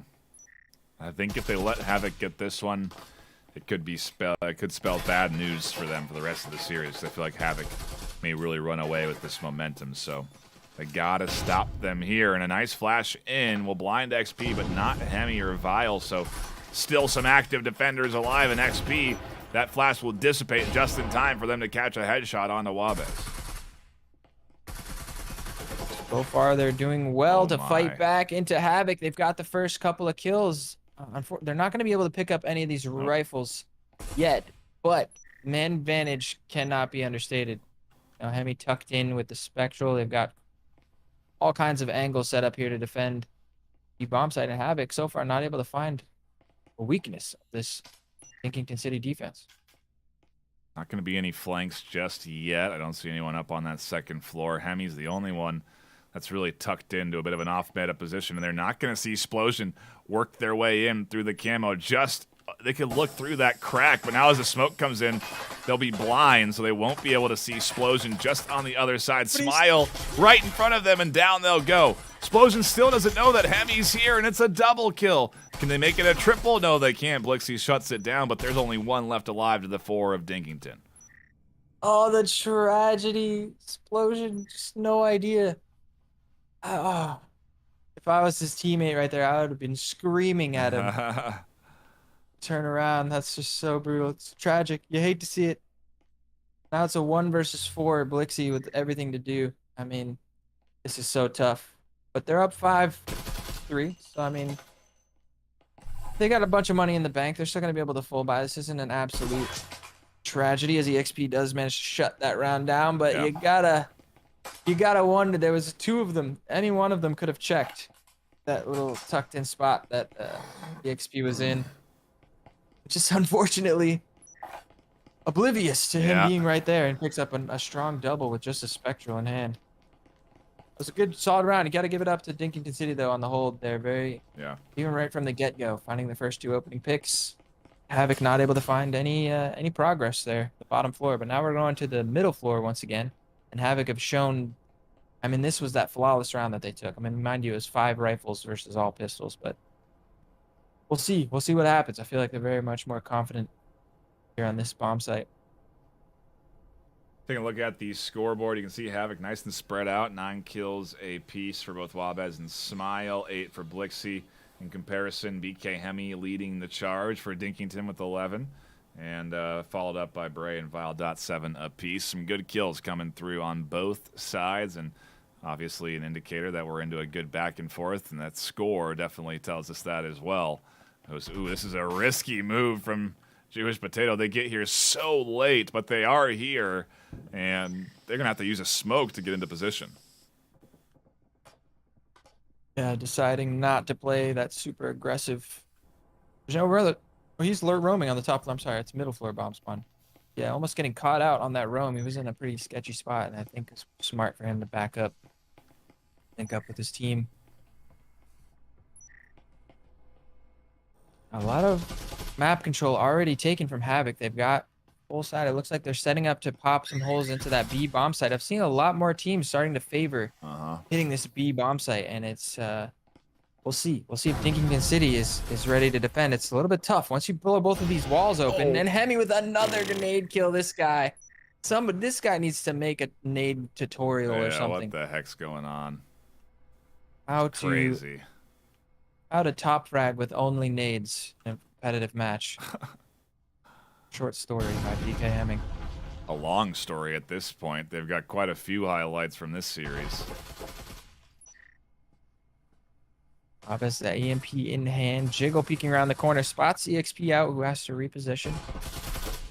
The fight is on, but it's Havoc members dropping once again 2 opening picks for Dinkington City, and this is struggling. I mean, Dinkington City look like they're getting firm control here on Factory, and Vile Dot with the backstab as well. This 2v5 is going to be so difficult now. Wabez is inside, has EMP in hand. If they can get rid of some of these defenders, they may get a chance to plant. Jewish Potato's going to fly the short corner, catch one. Explosion Max completely surrounded, has to push or be pushed, and Bray will catch the kill. Dinkington City are 2 rounds away from taking the series and completely surprising the community on the connoisseur votes with a 2-map series win. Havoc backs against the wall now at this point, and the best they can hope for, they can still get a They can still get a map win. They can still get a map win, but their economy's in shambles now, Phil.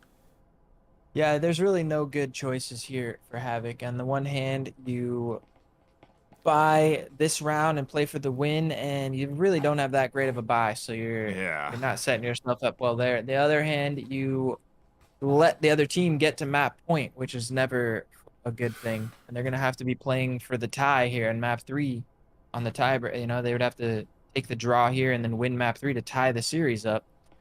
Dinkington City pretty much already knocking on the door, locking in at least a series tie here. If they can get one more round, that's it. They've got a 1 win, 1 tie. The worst they can do at that point is draw the best of 3. And yeah, we'll see if Havoc can pull out some kind of amazing unexpected play. But with BK Hemi dropping these crazy nades, it's gonna be tough. Ooh, they almost get naded themselves. Ooh, that's a good off-the-wall bounce that goes to the back end of the defense and offense, I say. Doesn't catch anyone out. And Havoc applying some hard pressure early onto B site. Trying to catch out XP as a little bit of damage is done. Everyone's stacked up here, and Hemi doesn't have any more nades to throw, so they're not too vulnerable. A nice pickup there from Vildot as they peek out. The EMP now down on the wall, and Dink can work with this. This is a mistake from Havoc. Vildot, or Wabez, excuse me, had a Vezin. That's not the person that you want planting the EMP. That Vezin should be covering. And spam more shots from Vildot. They're going to find another kill onto Blizzard. Explosion Max finally answering back and dropping EXP. That is a big kill. Havoc still have a chance fighting back in this round. This could go either way. It's a 3v3, 2 Vezins in hand on Team Havoc. And Smile just stands on that static field emitter, just taking damage. Oh, he's not taking damage. He's right on the edge of it. That is a crazy. Huh. Ray popping some shots in. This still could go either way. We've got no backstab pressure from the way of Dington City. It looks like Havoc aren't aware of this and they're still checking it. The pace has slowed down. The tension once again could be cut with a knife. Havoc know that this is such an important round. Keep them in this series. Smile inside like this could dangerously swing on to Bray at any moment. Oh, Explosion will go down to a headshot to the back. Now Smile aware of Bray's position. BK Hemi's rotated into a good spot. They'll catch Blixie. Vile.Dot still has on-objective defense. And it's a 3v1 up to Smile to clutch as they're literally in the middle of the 3 defenders right now. This is so crazy. Really just hoping for an overextension from BK Hemi, but look at how tucked BK Hemi is on the fax machine. He vaults up onto the counter. He's not giving him anything. It's on the wall, you know? They don't need to. Yeah, there's no reason to overextend. I love it. Bray also backs right up. They're giving Smile absolutely nothing here. He's going to isolate the 1v1. Finds the first pick on a Bray. Down to a 1v2 now. How is he going to play this? Vile.Dot also a little bit low. Maybe a little tap onto the Bombski here. No, they're going to go for the kill. They're going to go after Vile.Dot around the corner, after BK Hemi. And the aggression doesn't pay off. Hemi finds a kill. And Dington City go 1 round away from taking this series off of Havoc. They're knocking on series point right now, and they've already locked in the series tie. Yeah. For Nightfire. I mean, all those connoisseur votes are already at risk. I mean, what happens to the connoisseur if you vote for one team and it comes out as a tie? I was wondering about that. I might have just had the matchup page for that round. Yikes. Sorry if you missed that one. Hopefully not. I might have. I don't know what happened there. Apologies. See, I got it up on my other screen. I know. I'm seeing right now at least. The start of the round I didn't have it up. Maybe I just pulled it up and I don't know. Apologies if you missed the action. But it went as expected. Now we got Havoc with a 4 spy here. 4 Vezins and an RCP. This isn't that bad. They need to pull this off to keep the series alive. Like, to get you guys back tapped into the gravity of this situation. Dington City 1 round away from taking this entire series and pulling off a massive upset, at least as far as the connoisseur votes. And look at this positioning from Vile.Dot and EXP on the top floor. The drone is going to spot out one of them. I don't know if they're going to be aware that there's 2 people roaming up here. Vile.Dot, they can pull off the bait and switch like they have been. EXP and Vile.Dot could do some serious damage. Ooh. There's the double! Such a great play. Vile.Dot staying for the 3rd. Perhaps a bit overzealous. Yeah, I think EXP making the right call. Gonna back up and sync up with his team, and no, they don't have the positioning here to stop him from getting down that blue staircase. So it's a man disadvantage for the way of Havoc. 3 versus 4, and it's do or die. Wow, what a series here for Dington. They're just a round away from taking this, 3 kills away from locking in a Series W against Havoc Esports this afternoon. Week 6 of season 1 is delivering, Phil. The action has been so good across the board, no matter what rank we go to. It's just been good quality battles, and a little immolation nade to deter an initial EMP plant. A Smile will get a nade in as well, but not far enough. Flashbang doesn't quite catch anyone. Unfortunately, Bray luckily positioned right behind that pillar. Smoke grenade comes through. Smile gonna be foaming up that. Oh, does he have breaching foam? I'm not sure. This is it. Minute and 20 seconds standing between Dington City and the massive upset here. Week 6. I mean, this is a big win for Dington City if they can pull it off. Hemi's head popped over. Oh, the Smile just barely unable to see. Hemi's got that nade prime. That is not a good sign for Havoc. The ball gets foamed. There comes the nade. Could find some serious damage. But no. Oh, another one there. Almost got Smile out if they had pushed in to try and go for the EMP plant. But the kills come in, and maybe the prioritization on the nades hurting Hemi in some cases. But hey, if you're connecting like they have been, I don't blame them for going for the nade. 3v2 now, as Havoc tick down on time. 35 seconds left. They have to make their entry into A site. It's just up to the duo of Blizzard and Splosion Max as the smoke is here, and Blizzard tries to push into sight. Jewish Potato shooting out of the smoke, and Splosion tries to push in. They'll go down. The ping to plant the EMP comes through, but with 3 alive, they're crashing in on site. 15 seconds left, and they're just trying to weather the storm. Dington City, can they clutch up this round? They can. They get the series win off of 2 maps. And an impressive battle to get to lock that W in. Oh, and just like that, it's over. Dington City, 2-0 win over Havoc. There goes that connoisseur percentage vote I was working on. That's going to do some damage to you and a lot of folks on the connoisseur system. A ton of votes going into Havoc Esports, and Dington City, a new team to the season, overcome a pretty substantial obstacle. You guys got plenty of time to look at that match page, but yeah, it is a huge win for them. They'll go 7-3 on the season, jump up a substantial amount in that ladder, I imagine, and be potential contenders for top 8 come weeks 10, 11. If they can keep winning like this, you know, they got plenty of road to go ahead of them to climb the ladder. So this is the start, in my opinion, to the back half of their season, and really something that they could put together nicely. That's I mean, I gotta give the MVP over to BK Hemi there with those nades. That was just phenomenal. I mean, how many? I mean, I lost count of how many. Even just double kills, I lost count. It was at least 4 or 5 double kill nades coming out from him. I feel like they touched 24 of the kills. They had 14 kills and 10 assists in that round. So they were getting kills with nades, but then, you know, all of that nade damage a factor at the end of the day too. They're assisting in all of these kills. So really, easy MVP vote to BK Hemi on this one. But hey, there's still more breachers. I know you've been sitting around for now almost 4 hours here on this channel, but there's more breachers. It's live right now, and it's Infinity versus Acer. It's 5-5 on map 1. So you couldn't ask for a better game to go to right now. But wow, Phil, what a week. We're going to wrap it up with a banger of a matchup with Gibular Bob and Heritage, and I couldn't be happier with week 6. Yeah, it's been great. I'm going to hop over into that chat after this as well, so I'll see some of you guys over there to see how that one wraps up. They're just getting into their map of Factory, which is map 2 for them as well. And first map was a tie, 6-6. Yeah, that's crazy. So we got an absolute banger of I mean, all of season 1 has just been amazing. I've been loving it so far. I can't wait till we get to the play. I'm loving it. It's a great time to be a Breachers fan. It really is. It really is. Thank you all for tuning in. Shout out to our sponsors, ProTube VR, HyperX, Helga, the esports manager, and of course Triangle Factory for supporting us and providing us with this fantastic game. We are going to sign off here, though. Until next time, stay classy.